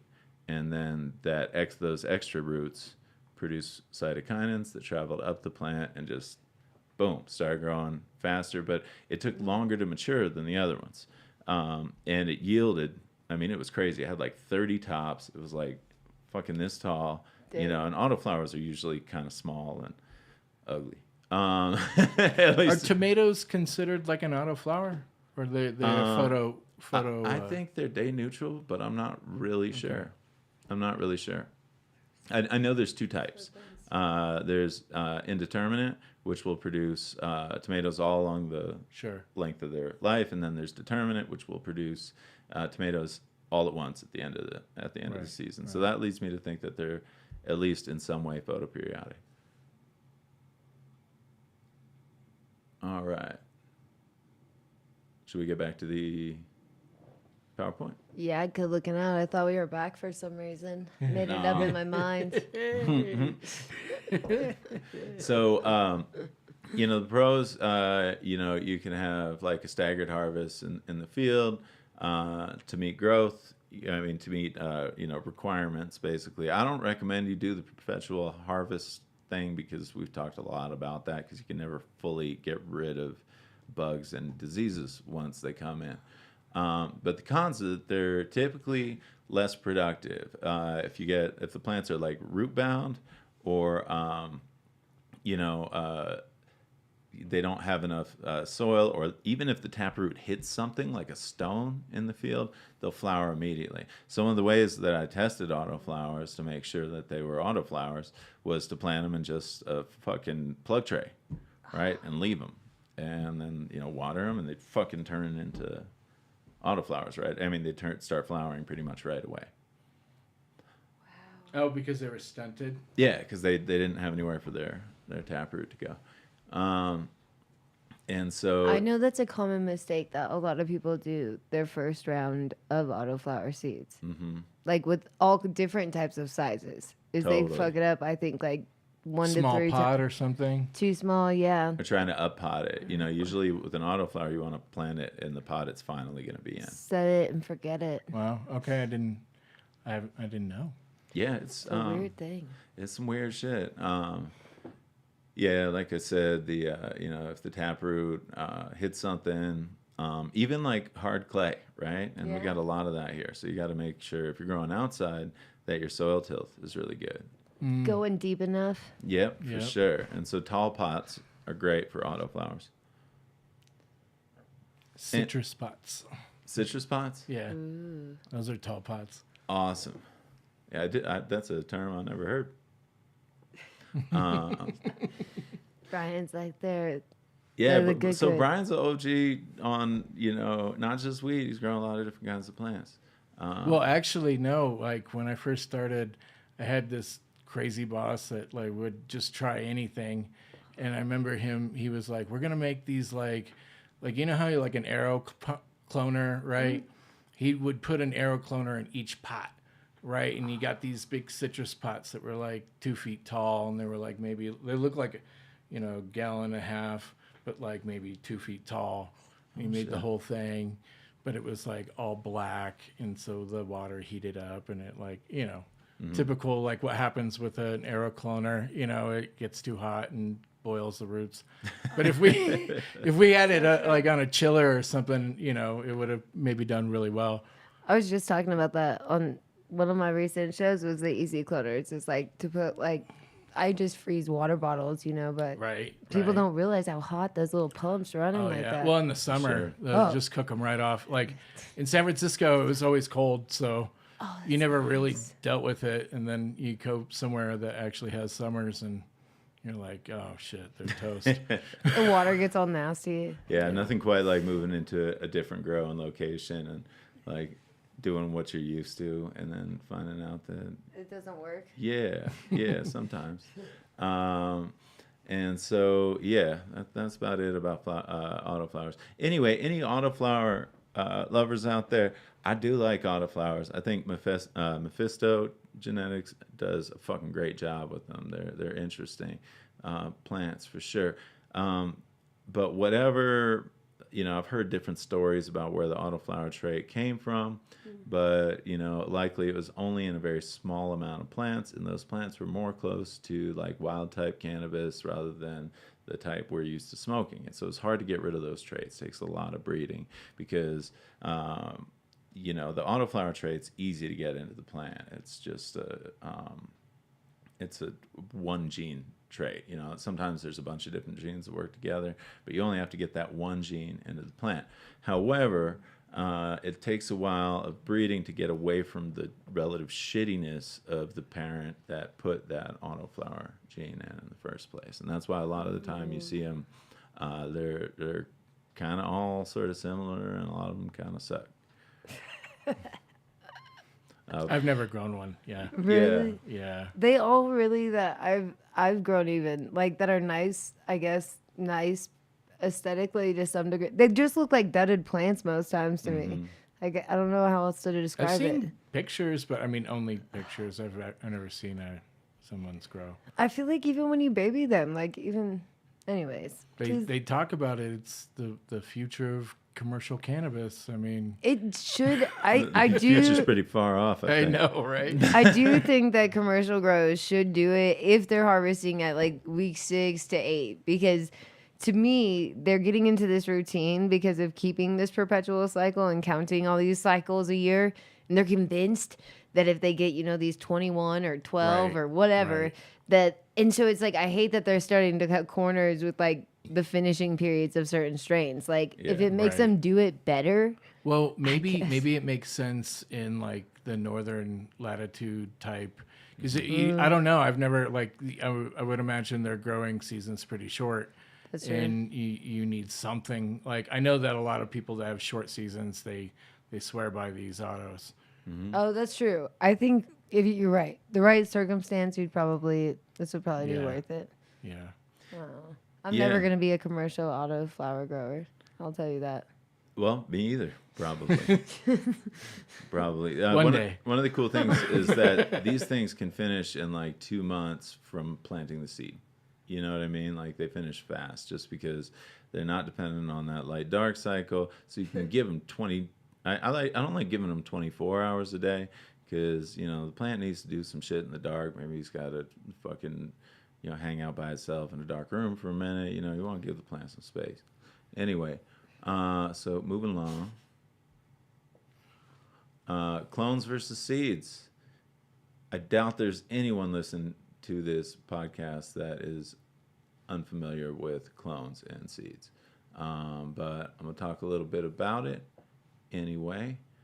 And so the pros of clones, minimal variation in cannabinoid content. I say minimal and not no variation because environment affects how the genes are expressed. And so you can grow in one environment, the same strain, and in a different environment, it's going to be a little different. In the orchid world, there are a lot of really interesting people and some of them are borderline fucking pirates, and so there's this one grower that found a population of plants in 3 different places, and they all looked different when they bloomed, and so he marketed them as different strains, right? Or, different species, and then when Cultivars? Nope. Varieties. Nope, species, because Species. wild type. They were in the wild. Okay. And Thank so you. Thank you, I like it. The comic relief. I'm trying to do science here. No, I'm just kidding. All right, You need to so come on more, Ryan. yeah, for sure, man, for sure. And so you're not gonna have a whole lot of variation in the cannabinoid content as long as you don't abuse some of them and abuse the other ones. And so, the cons, it's more expensive. It takes a fair amount of labor. It's a great way to transmit fucking diseases throughout your entire grow. And it's difficult to transport these things, right? Labor intensive. Clones really object to being put in a box or a fucking bag for prolonged periods. Like, whereas seeds, they handle that real well. And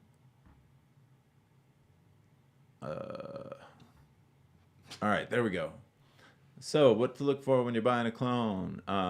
Numerous fuzzy roots. The root hairs on a plant serve to take up close to 90% of the water the plant gets, and they're really just to increase the surface area of the roots. But if you let your shit get too dry, those root hairs die, and then your plant's just going to kind of limp along until it can grow new ones. That's one of my clones. On the right. Fuzzy roots. Fuzzy roots. Looking fantastic. And so, yeah, it could be a hand model right there. It looks like a fucking hybrid elephant and goddamn orangutan. But you know what I'm saying? Like, you can't always get what you want. So, what to look for in a clone? I mean, if anybody is uninitiated, you want to see healthy green leaves. Not too dark, not too light. Look at how fanned out they even are. Yeah, for sure. Because plant leaves will, cannabis plant leaves will like be at different like angles and fucking like. They're like the prey. Sometimes they like the droop. Yep. And that's usually saying something. Yep. What's Has a lot to do with environment. They're like, hey, don't buy me. damn it. And so let's see. I think I went ahead here. Sorry, am I blocking you? No. And so you also want to look for pests or obvious signs of disease. And I've seen people selling clones that had cotyledons, which are the seed leaves that come out that you don't find on clones. But in the hemp industry, there was in the cannabis or the weed industry also there's some bad actors, right? Luckily, pretty much all the weed people I've met have been fucking cool. And then so seeds, easy to transport. You plant and store them easily. You can put them in a fucking like a tractor and fucking drill them like you drill like fucking normal seeds for like a field of beets or some other shit you eat. And so they're a lot less expensive than clones typically, and they're less likely to carry diseases and pests, except for HLVD. That can be transmitted through seed, which is a real motherfucker. And so some of the cons, if they're some are highly variable. Like I'm sure people out there that have gotten seed packs sometimes have seen that there wasn't a whole lot of stabilization done, and you'll get just a huge range of traits. It's also that cannabis is just like an extremely heterozygous plant, meaning it's just got a lot of interplay between genes, and so it's hard to stabilize the strain. It's pretty wide. Yeah, for sure. By design. Have you guys noticed that, like, if you go to run any seeds, like, I don't know, like, feminize anything, it's like, it seems like you're running into a lot more, like, hermaphrodites and stuff. I just ran some seeds. I ran some that headband on, or the triangle on headband from CSI. Ooh. And I found I found this in a couple of packs, not with his, but just one with this. But it was all variegated. Really? Cool. Yeah, and it actually interesting. It did. The plant did look a little weird. I dried it. I haven't smoked it yet, but like it, interesting. And I've seen a few other packs that like came from that same, what I would say, the headband part, right? Like expressed the variegation, because it came out in the Mindo Perp. It came out in a few other ones, so it was interesting, and it didn't seem like it affect the smoke. I mean, I don't know. I didn't smoke any of these things, but the plants look vigorous, right? And actually, my variegated one was one of the most vigorous ones in veg, but it was just strange. It looked like, oh man, do I have the HPLV, or like Yeah, where you see these kind of off. But it seemed fine, and it. I want to know if like you see if the flavor is like different than what you anticipated. Well, I mean, that's Me too. I mean, the flavor, what I've noticed with like at least all seed packs, right? You don't really know what you're getting. That's true. It's hard to like the whole thing what Andrew was saying is the alleles, right? Like in we think about it as like you see the Punnett square, but those like, those are only a couple of traits there, right? Mm-hmm. And You're we right. think about how wide cannabis is and how many traits are all packed in there, and then think about all the where we've come from, like there's so much there. When I think that's how you can tell, like, sometimes the health of your plant with like HLVD or some of these Right. other things is like, but you're right, you need something consistent. Like, I you think need a cloning strain. it, to me, like now I don't judge plants off seeds. Yeah.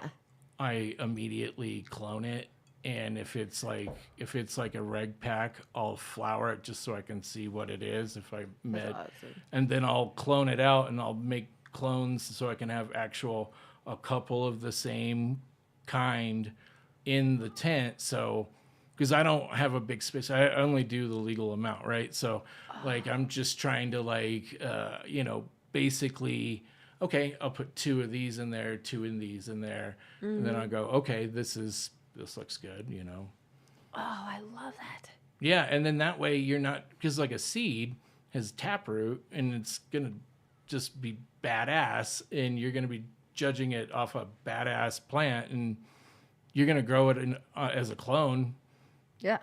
moving on, and you're gonna see, okay, is this still a badass plant without a taproot? Yeah. Makes a hell of a lot of sense. Yeah.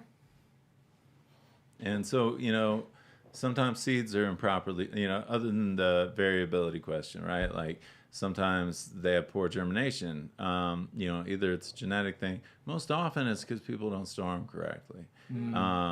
If you got seeds and you're going to refrigerate them, you want to leave them in the fridge.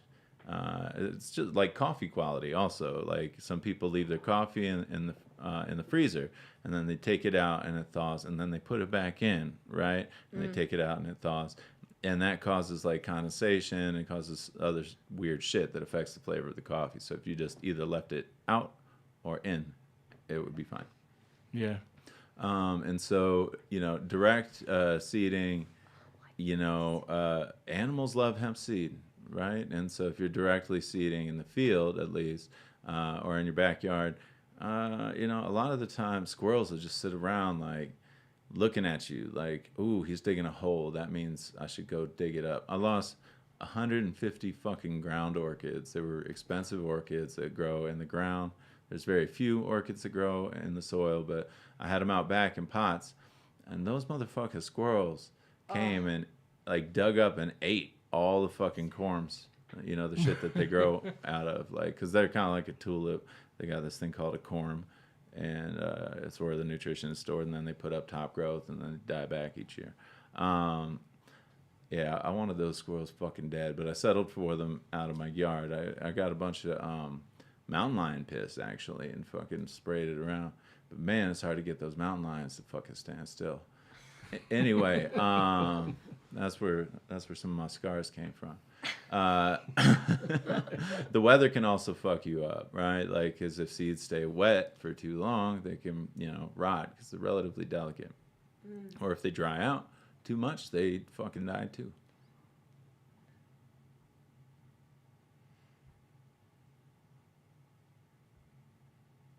All right. So, cannabis is dioecious, meaning that the seeds are normally either male or female. Dioecious means 2 houses. And so feminized seeds are genetically female, because of what we discussed earlier.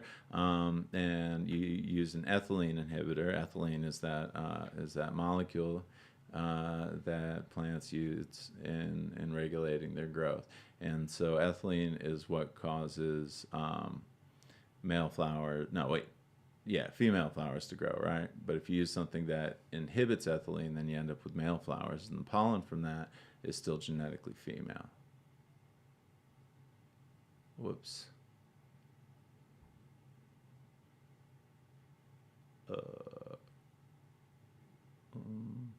Technical difficulties. How can I help you? Can you make my hands smaller? All right. So, yeah. Oh, wait. I already talked about that. I thought I had skipped ahead too. I might have. All right. So if you do this, if you fuck up basically with feminized seeds, and there's several ways to do this. It can produce large amounts of males. A very small percentage, even if you do it relatively correctly, can be phenotypically male.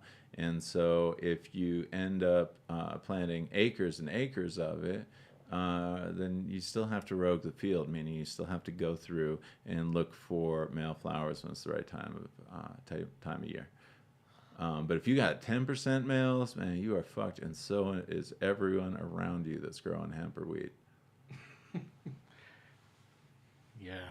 And so that's a lot of labor. Well, right? and also for the home grow too, like these guys have such little, they got to make it count with their legal 6 or 12, right? Yeah.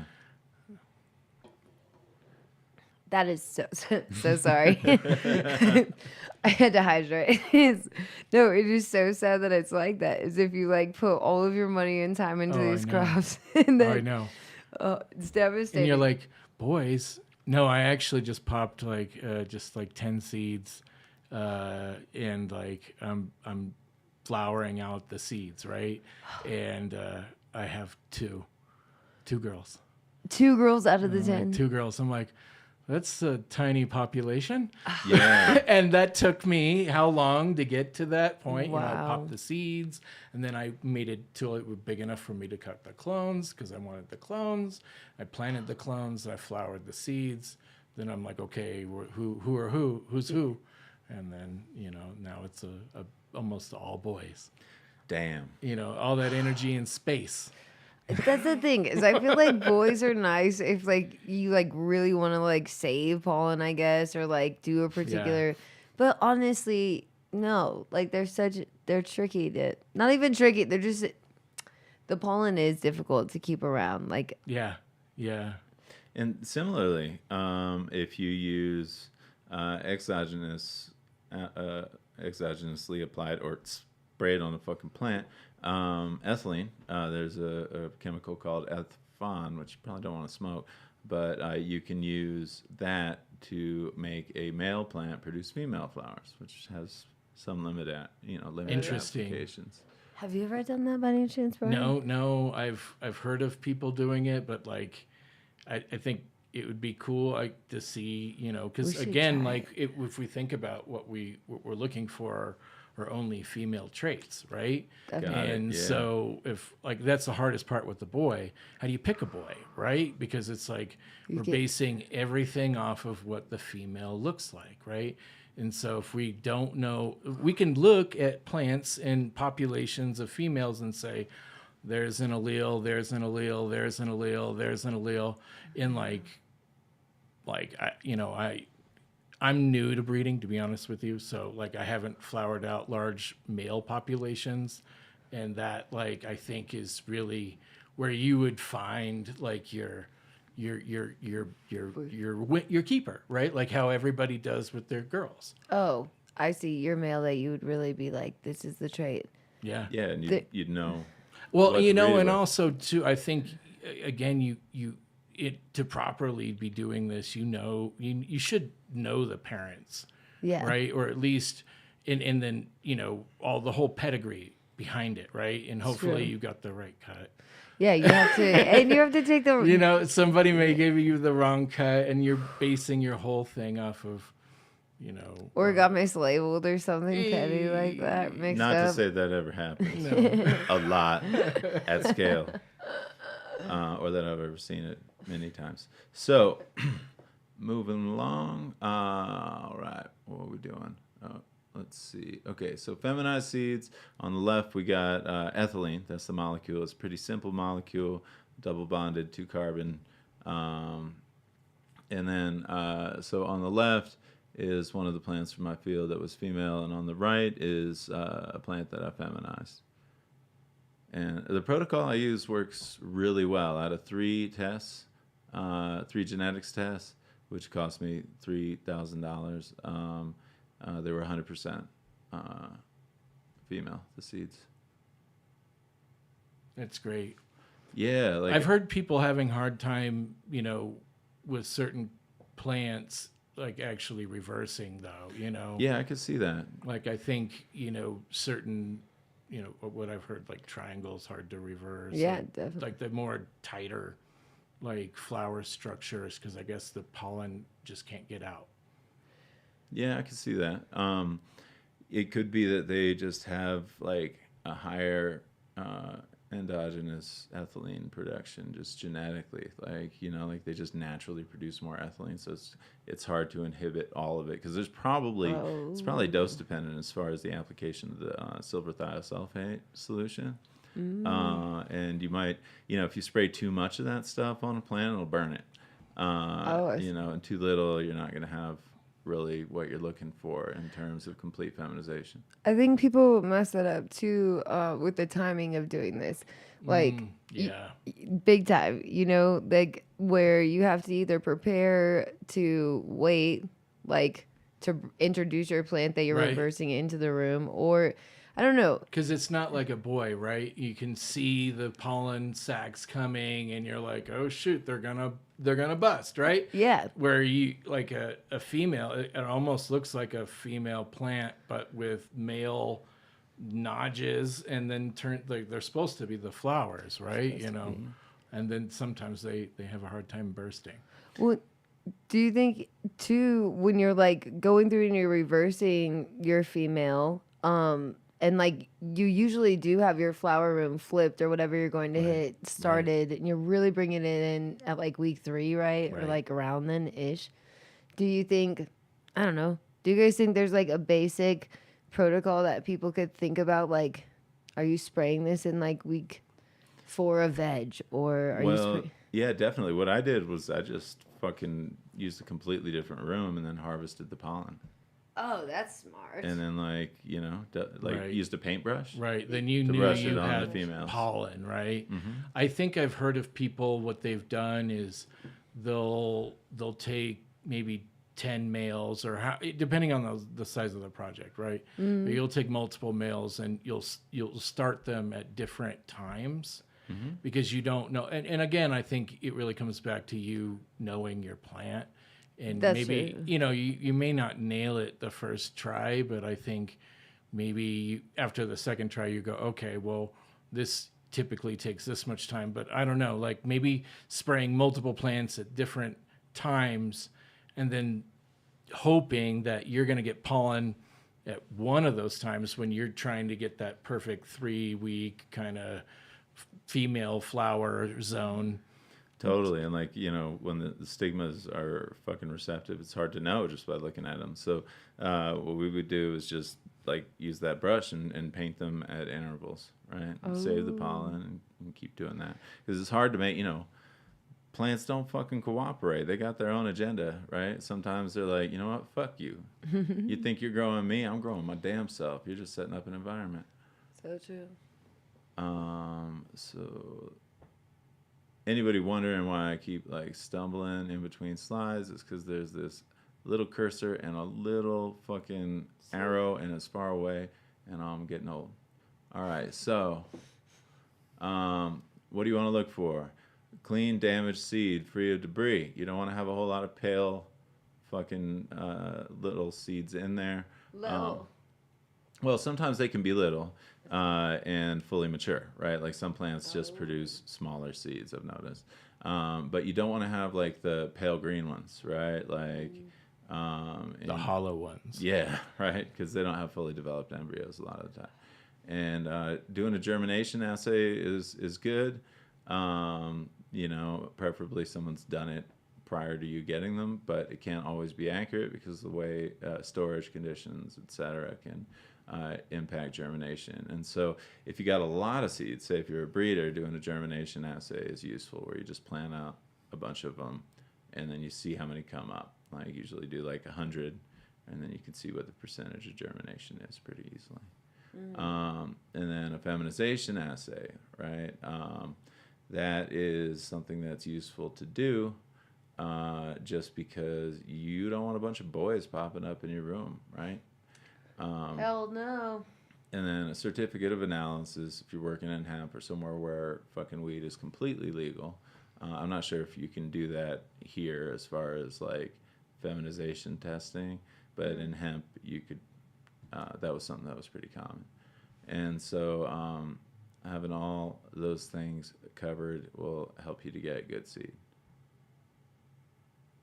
Hermaphrodites, yeah, this guy was on the right was Wu number 5, and I never found out the origin of that name. And then on the left was my field, right? And so you got, you got a few of those bananas in there, and like you're gonna fuck up a lot of shit, because then the plant has to spend resources on making those seeds, and the other parts of the plant suffer, right? Like potency, yield. And smokability. Nobody likes that popping sound. You know what I mean? I love the taste, though. Have you guys seen where like they'll be so like the bananas will be so tucked into like the base underneath the bud? It's really hard to see. Totally, yeah, I've definitely seen that. Until it's too late. Until it's too late. Until it's too late. That's why you gotta look up the latest. But I mean, think about it though, like the whole hermaphroditic thing. I think a couple of nanas on a really good plant, I'm okay with. Sure. I wouldn't, if I'm a breeder, obviously, maybe not feel that way, right? But like, 10 seeds on a pound, like, I'm okay with it if it's good. That's how I feel. Is like some people get really upset about the seeds, but they want these pheno hunts and like the flavors and the variations like that. And it is cool to see. Like, I don't know, but it gets annoying that sometimes people are like, "There's 5 seeds in this pound," and it's like, "Oh, Big Pharma just asked a question: can a plant influence coloration of its neighbors? I have a brilliant, colorful Urkel cross and notice colors I've never seen before in several plants." So plants can put off chemical signals, right? Anthocyanin production, which is like the purple shit. It's a pigment, right? And often it can be expressed in response to stress, right? And so a naturally high containing, high anthocyanin containing plant could potentially be sending out signals that the other plants would interpret as being under attack, and then they would also express the color. So this is theory, but totally possible. Do you think things like root aphids or like fungus gnats or thrips, anything like that, could potentially bring out those traits earlier? Yes. Awesome. Yes, definitely. I've noticed that stressors. If Fusarium infection, for example, I've noticed we'll make the stems have like red along the I'm talking about. They're like I can't remember what the name is, but there's like channels in the definitely in the stem, right? And on the things that are not in the channel, I've noticed red will start to go, and red on the stems. Yeah. When the other ones that are not infected don't. That's what I noticed about your clone in this photo, because like earlier in the slideshow, is because a lot of people don't realize that isn't a strain characteristic, and they're thinking it is, but it is Fusarium most times that I'm seeing that like trait, or even some of the dudding with like HLVD or some of these things you can like see consistent with like how they're growing. Right. I think, you kind of have to grow it a few times to see it. To really. Yeah. Like sometimes, is it you? That's true. That's true. It's not me, it's you. Well, because your clone it was really wide stalk, on that clone, the fan leaves, like you said, are opened like and really softened out almost. Like people get that leathery kind of like growth nowadays, and they think it's like normal on a plant versus like almost like velvet leaves or what we're shooting for most times, Like soft, yeah. Soft, yeah. And sure. You can see in that growth there's like it was the same like wide. I don't know. You can just tell it's healthy. It's like that uptake. I'm sure if you cut the base of that open, you'd see it was like completely wide and like white. Well, thank you. I appreciate it. Back to this. Sometimes back to the PowerPoint. I grow plants good. And English like a motherfucker. All right, so let's see. I've seen enough bananas here. Watch out for bad actors. Anybody old enough to know who that dude is? Anyway, so it's a great industry, right? But since we've got a a very minimal kind of regulatory structure, there are a lot of people that act out there that act in bad faith. Less and less as the market gets more mature, because bad news travels fast, right? So before you get seeds, check out forums, check out ask other growers, have you run this seed? And a lot of the time, they'll be like maybe reach out to the breeder and say, hey, do you sell here? Or, because there's a lot of fakery going on these days. Yeah, I bought a huge batch of CBG seed. It turned out to be fucking THC seed. After I sold it, I found this out. I sold it for like $18,000. Holy and guacamole. They sent me pictures. It was feminized, right? Had a great COA and great feminization tests. And it was just 50-50 males and females. It was garbage. They probably bought like a big old pack from Spain and said, here you go. Yeah, I have no idea what they did, sad. but what they I'm almost sorry. did was have me fucking come to their house with a shotgun. Anyway, so the hemp. That was the hemp days. yeah, just in my mind. The hemp of days, course, I would the never do that. 2018 days were cowboy. Oh, definitely. For sure. It was bad out there. It was pretty It bad. was man. very bad. I have a hemp story, not for today, but years from now, I guess. All right, when the pain has faded a little. Yeah. Yeah. All right. Too fresh, though. So those were some of our field laborers. I found out it's not child labor if you don't pay them. So anyway, that's my daughter Ricky on the right, and my son Frank, who sometimes wore a loincloth and just swung from fucking vines. He's out of that phase now. He's blowing up shit that's larger. So that was the name of our now defunct company. And all right, I love this one. I hear a lot of interesting things about what the one on the left and the one on the far right are. I hear that the ones on the far right are tetraploids, which just means they have 4 full sets of chromosomes instead of 2. That is not true. It is called fasciation. You can see under that, that's a fasciated, like a daisy or one of the asters. I don't know which. And then on the left is a normal wild type. And it's just it's a mutation, and sometimes it comes from damage to the meristem, like the growing point. And so on the left, you see variegated plants.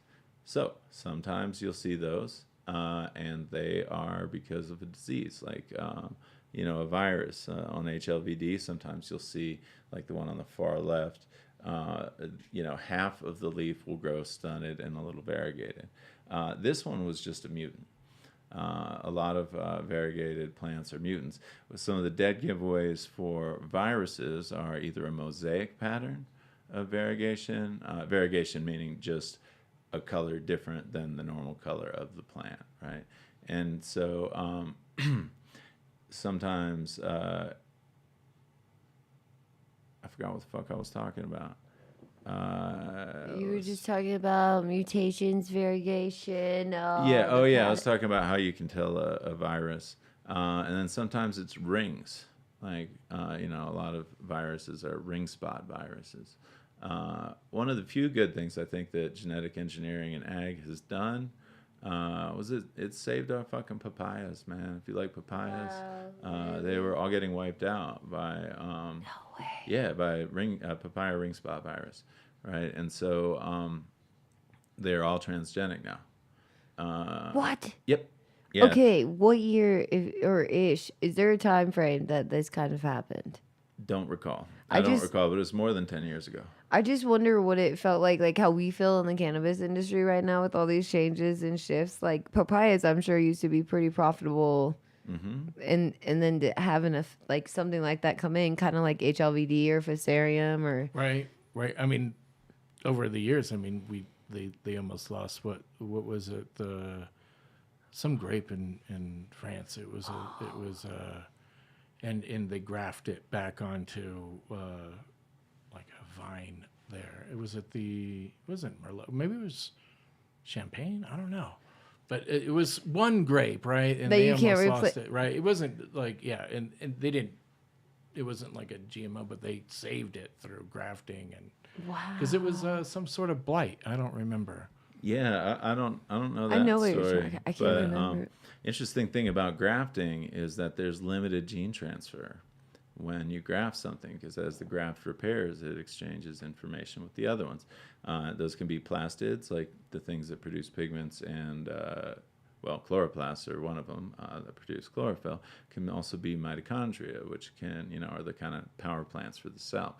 And so I, for a little while, was trying, but it doesn't go far into the plant, right? It's really just around the graft area. So I was grafting cannabis plants that were like super purple on pure green cannabis plants with the node right next to it, so that I could try to transfer, the purple gene into the green plant. And so I used purple just because it's a good visual indicator. Interesting thing I found was not the purple, but they all grew a little differently. They all had, some had wide leaves, some had skinny leaves. So I'm not sure, what went on there, but there was definitely some gene transfer. Wow. It's not a very efficient way to do it, though, for sure.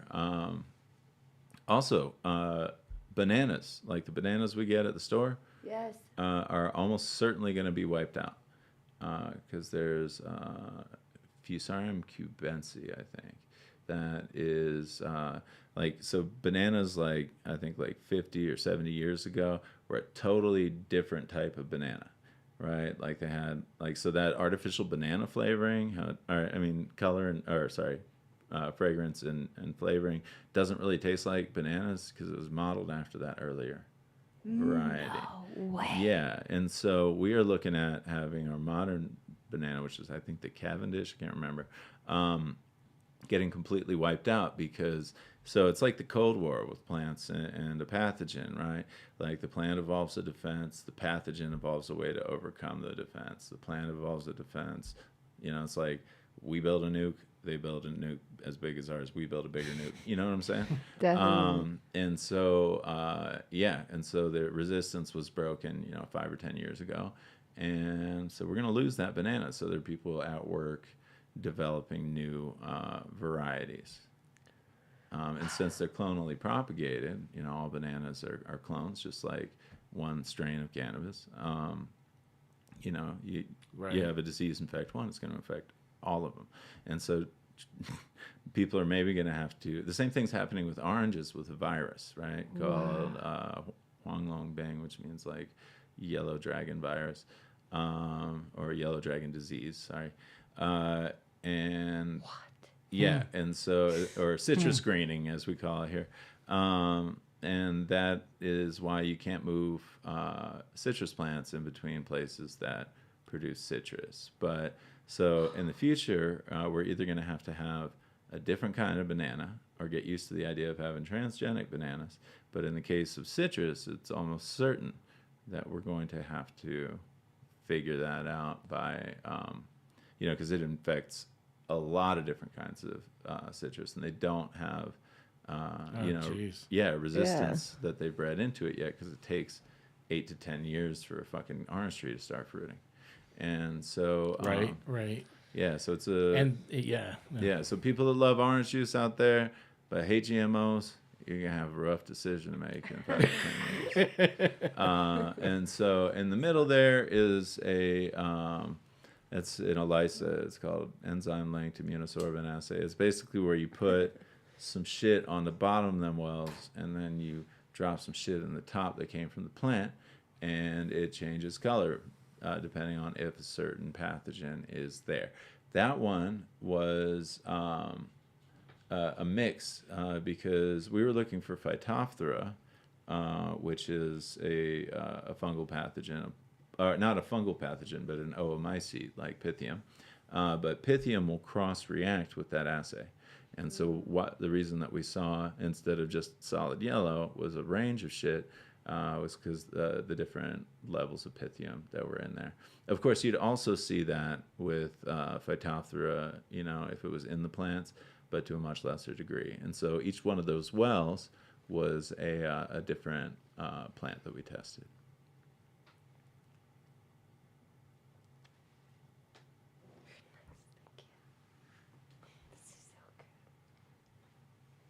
sorry. What are you sorry for? I keep blocking you. Oh, you're okay. All right. That's my son, Frank, in between two big weed plants. Except they're not weed, they're hemp, but you know, nebulous distinction. And that's it. That's all I got for the presentation there. I love Nice. it. Thank you. Nice. Yeah. No, thank you. Andrew, you're so good at these PowerPoints. I got to be good at something.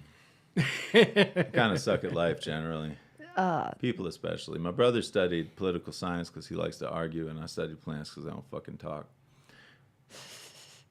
I'm just so grateful that you and Bryan were able to break this down to where people, I don't know, I think it's a hard thing for people to ask about while we're thinking about this actually. So when you see people list genetics, like when you go to buy a strain or a pack of seeds or something, do you think there's a proper etiquette to how you should list the parents?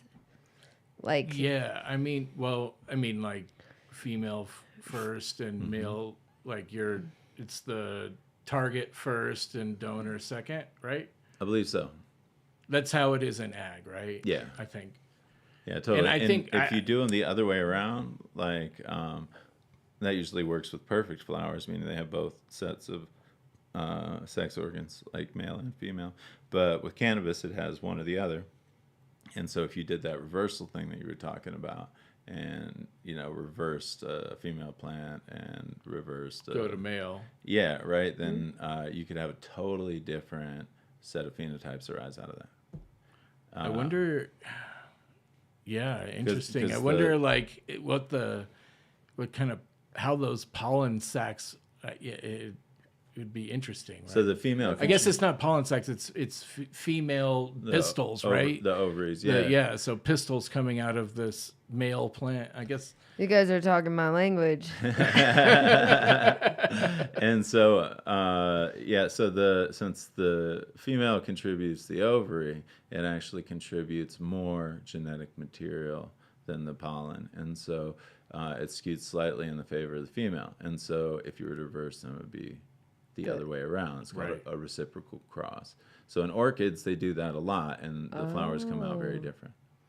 So this is something that is different. already a process in a different industry. Yeah. So it's not like some weird Frankenstein experiment.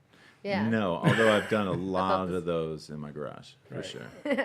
The garage is the best spot for that. So orchids they do this and what's the point? Is it have they mapped anything where structure or pigment, flower color or whatever, all those things so they map that whole thing. Yeah, so they're not going to be drastically different because they're still the same parents, and there's only a little bit of extra genetic material contributed by the mom.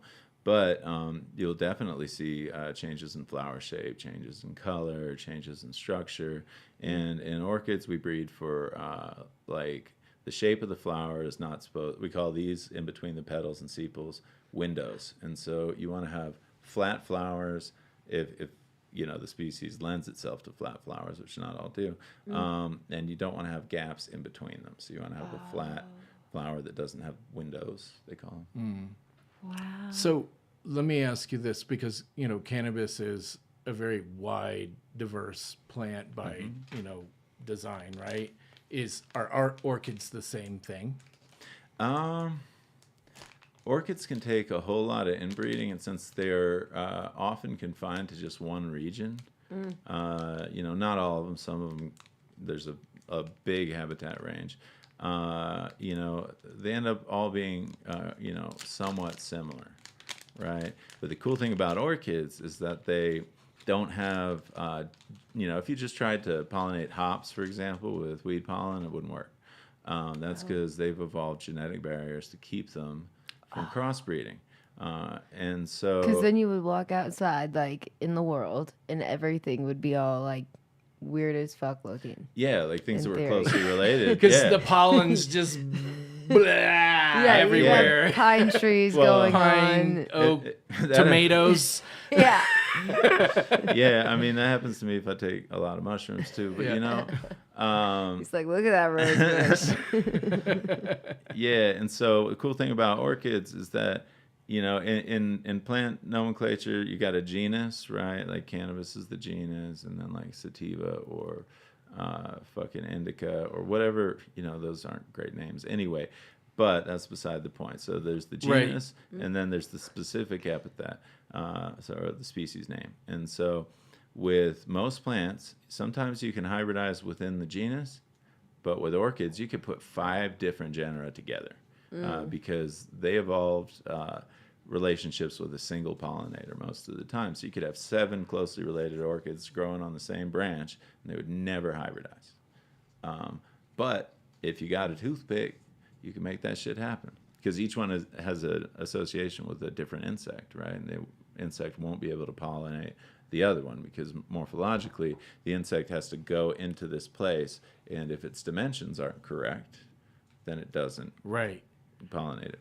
Right, but if you do it. Yeah, but if you do it, they haven't had to evolve these barriers, right? And so you can take a plant from Africa that's totally different genus and barely related, and then hybridize it with something from Southeast Asia, right? A totally different genera. And then you can do it again with the 3rd genus, and then you can do it again with the 4th genus, you know? Some of them have 5 or 6. What do you recommend, though? Do you guys think this is good? Like, or do you think that there's like a proper way to go about breeding cannabis rather than, I don't know, like parts of the world even, like where these plants are from, and like what types of strains like really do you prefer? Like, for instance, straight lemonade or something like that. Newer strain drinks a lot. I've noticed that they like the salts or they like these hydro setups. Like, but then you'll have some of these old school strains like SFE or Larry OG or Kosher Ghost. They don't really like to eat the same. I'm not saying they don't thrive under hydro either, but like it's weird. But you see, Yeah, no, I definitely. Kushes don't drink. They don't like to drink. Eat. Like they. I actually. I did this one. You ever heard of Lucas technique? no, please tell me the Lucas. So there was basically it was back on the forums. I actually wasn't part of the whole forums, but somebody taught me this. And it's real simple. It's a 2-part GH. You use micro and bloom, and the idea is you're going to use there's no such thing as like a flower formula or a veg formula. It's like this is the intensity of light that you're going to give the plant, right? And so therefore that's the amount of food that you're going to give this plant, right? Oh, okay. And so if you use an 8:16 ratio, 8 milliliters of micro and 16 milliliters of bloom per gallon, that would be like your HPS, right? Okay. And then cut it in half, and that would be your like 400 light, you know, like instead of 1,000 watt, right? And then you could cut it in half. That'd be like your clone, right? And so I was hired to do these like hydro tables. This is where I learned it. Like in LA, they had these like big long tables, and it was like 100-gallon resis, right? And like this guy didn't want to spend any money, and and so like he was perpetual it was like a calculator and everything. Like you just needed to make sure that you would test it at this ratio. It'd be a perfect 1320 parts per million, right? Yeah. And we were running Blue Dream, Jack, SFV, the Jupiter. It was a lot of cushions. It was all the LA stuff, right? The Jupiter. But it was like a lot of Killing me. old school stuff. And you couldn't put the cushions in the same, because you would have these 2 4x8s that would share that 100 gallon, right? And basically you couldn't put them in the same reservoir, because the whole idea with like Lucas is that you would just keep it at this 1320, I see. right? And the plants would just eat. And then as it would drain, right, you would use this calculator and mix up some more food and just dump it in. And then you would never, ever clean your reservoir, right? You would just keep it going, right? And then, but like the cushions, like, and that was like the whole thing that made me realize, like, plants, they do what they want, not what you're doing. So like all these like additives and all these things, it's like whatever, right? Like the plant wants to do whatever it wants. And the cushions, like I would have to like dial those down to like 1100 to 1000. And the jacks, the Blue Dreams, they would always be like, bump me up to 14. Yeah. You know, and like it was pretty cool. Like I love that you point that out. The only strain I've really seen, like Ghost in kosher specifically, if you can keep them happy for like 6 or 7 weeks of their starting life, they're finicky. yes, they will do so good by you in flower. But if anything goes awry with like strains like that in those first like veg weeks, like they're slow and they almost like want to just be put in the corner and not like and taken care of. Yeah, like, they're just they don't like the light. You know, get over here. Like I'm chilling. You can put me on the side. Yes, it's all good. They don't like the direct light. It's crazy. It's like it. everything, like you said, everything that a plant. You're like, that. I don't know. Yeah, like definitely some plants. They're just flipping you off in the garden. they're They're like guns out. For sure. Yeah, some orchids like just won't bloom if you fuck with them. Like at some point in their life, they're just like, yeah, fuck you. I'm not gonna bloom for a while. Right. But I found the best method to get them to bloom is just start moving them closer and closer to the trash can. Yeah, I'm just fucking around. But to answer your earlier question, like the, taking varieties from different locations, right? Like that's where you're going to find diversity of genes. And there's something called hybrid vigor. When you cross two, very different genomes together, often you get a much more vigorous plant. Because it's probably good that you're taking all these resilient characteristics or opposing sides and making them evolve together. Right. But at the same time, though, do you think there's like too much, like if people aren't giving these enough time between breeding, like yes, yeah, to actually stabilize like that or become resilient or acclimate? I think, again, I'm pretty new to it, but like, I think growing things outside and growing things inside are pretty different from each other. And like, to me, like I haven't really grown much outside. And so like I've had pretty good success with most of the seeds that I've popped and stuff like that. I usually try to go straight to like find the breeder. I go to like a hemp con or like a weed con or something like that and try to go find their booth. That's so cool. I know like hey, I got it from that person specifically. Right. Yeah. That's how I usually try to do it. Like but I always lived in like Colorado or California, so I was fortunate to be able to do that. But for sure.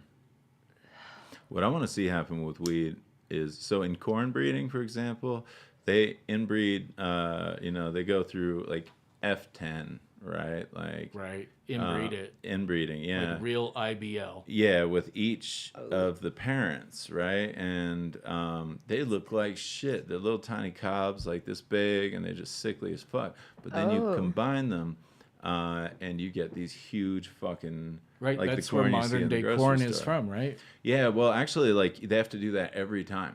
What? Yeah, like so all corn seed has to be produced from those sickly kind of inbred parents. Another interesting thing about corn seed is that in the first generation, you can see not in the first generation, but when corn gets pollinated, all of a sudden it can have those new genes expressed in the kernels. Which is kind of if we were so thinking about this with corn, right? Like, so you've grown, you go and you get your sweet corn, right? It's a hybrid, right? Mm-hmm. You grow it out. Obviously, your corn produces pollen, and that's how you get your corn. Mm-hmm. You're right. If we were to grow that out, that would be like an F2 of that actual, and what would that look like? Would it be super wide at that point? Every different plant would look very different. Some of them would be garbage, some of them would be cool. Probably the majority garbage, because they would, at that point, that first hybrid hasn't really been stabilized at all, and so it's going to have a wide variance in their traits. And so saving corn seed doesn't necessarily produce reliable. Right. You're like, hey, reliable I got seeds. this cool corn. I'm going to keep it, right? Am Like I everybody's screwing trying you? to... Unless you're a corn breeder and you're looking for shit and you got an enormous tolerance for fucking... Sure, yeah. Plant you got a lot of fuckery. time on your hand. And For sure. I mean, like, plant breeding at the best of times is like doing wood sculpture with a fucking shotgun. You know what I mean? It's like, it's not... you think about one thing and the plants do another. Like, I had a friend, he was trying to breed this orchid, had a huge fucking plant, but it had a great big flower, and it had the plant had a 8-foot bloom spike, right, with the fucking flowers at the top. And so he bred it with this little small one, hoping for the hybrid to have big flowers for the size, a small plant, and a shorter fucking spike. But what he got was enormous fucking plants with 8 or 10-foot bloom stalk with little tiny flowers at the top. You know what I mean? So you never know what you're gonna get. right.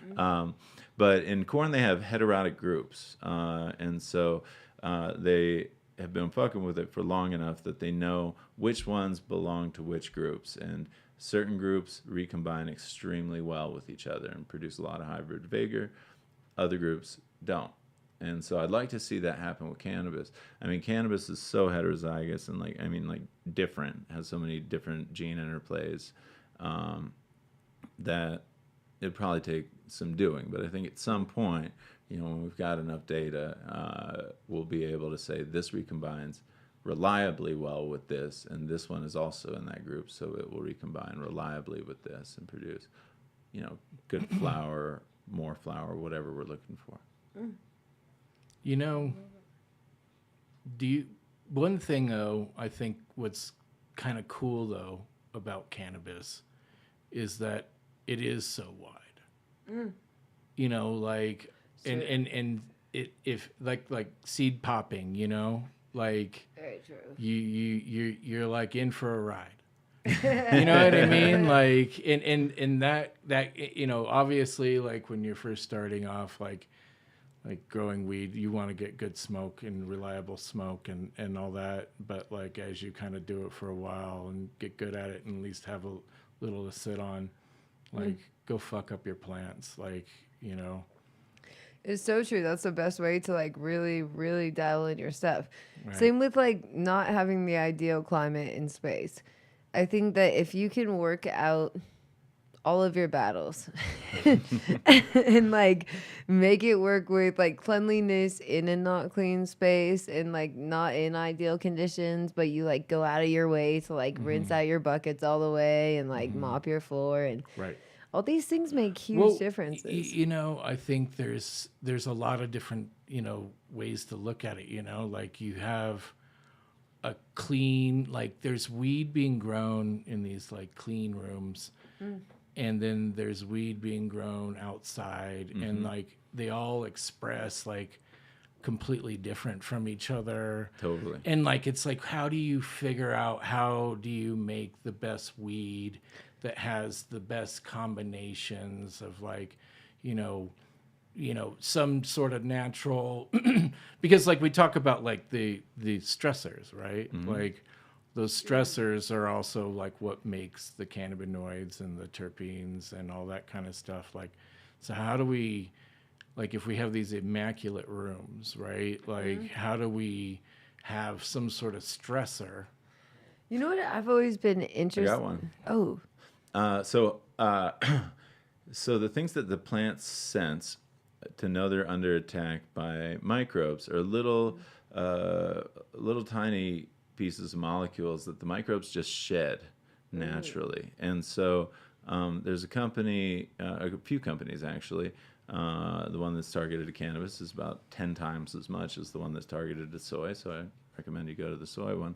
I actually was out to lunch with someone who I didn't know was the CEO of that company, and I was like, why that shit's 10 times as expensive? And he couldn't really tell me. Anyway, it's called harpin protein.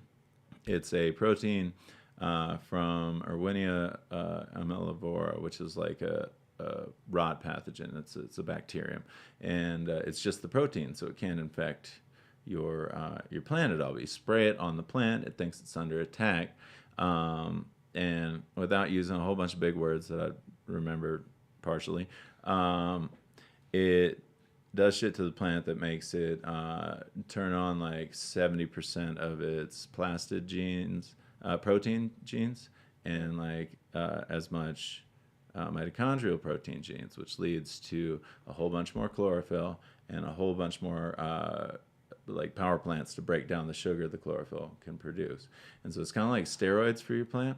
But it also primes the plant's immune response, right? And so it's great for powdery mildew. You hit the plants before you have a powdery mildew outbreak, and you're going to have much less infection because it, the response curve to a pathogen is kind of slow to ramp up the first time it encounters it. The second time, it's like bam, right? And it starts putting out all those secondary metabolites to fight the infection. And so if you spray harpin protein at the beginning of your cycle, before you have any problems, it's going to have a quick immune response. Plus, it's also like it's a biostimulant, just kind of by its nature. So it's organic? I suppose. I'm not sure that it's certified organic. Right. Nothing is in this world. Right? Yeah. No, that's cool. That's really cool. Well, gentlemen, it is getting late. How do you guys feel? I actually probably have to go. Yeah. All right. Yeah. Yeah. Well, we have to have you come back on, Bryan. And before you leave, what if we do a nice little outro together? And yeah, Andrew, thank you so much. Of course. Always such a pleasure. Next time, Bryan, we're going to have you come back on and we can dive deeper into all kinds of things if you'd like. Sure. Okay, you guys in the chat tonight, thank you so freaking much. We're going to have these gentlemen go through and look at your awesome comments. Send the love, please. Like and subscribe. All right, everybody. Have a good night. Peace out.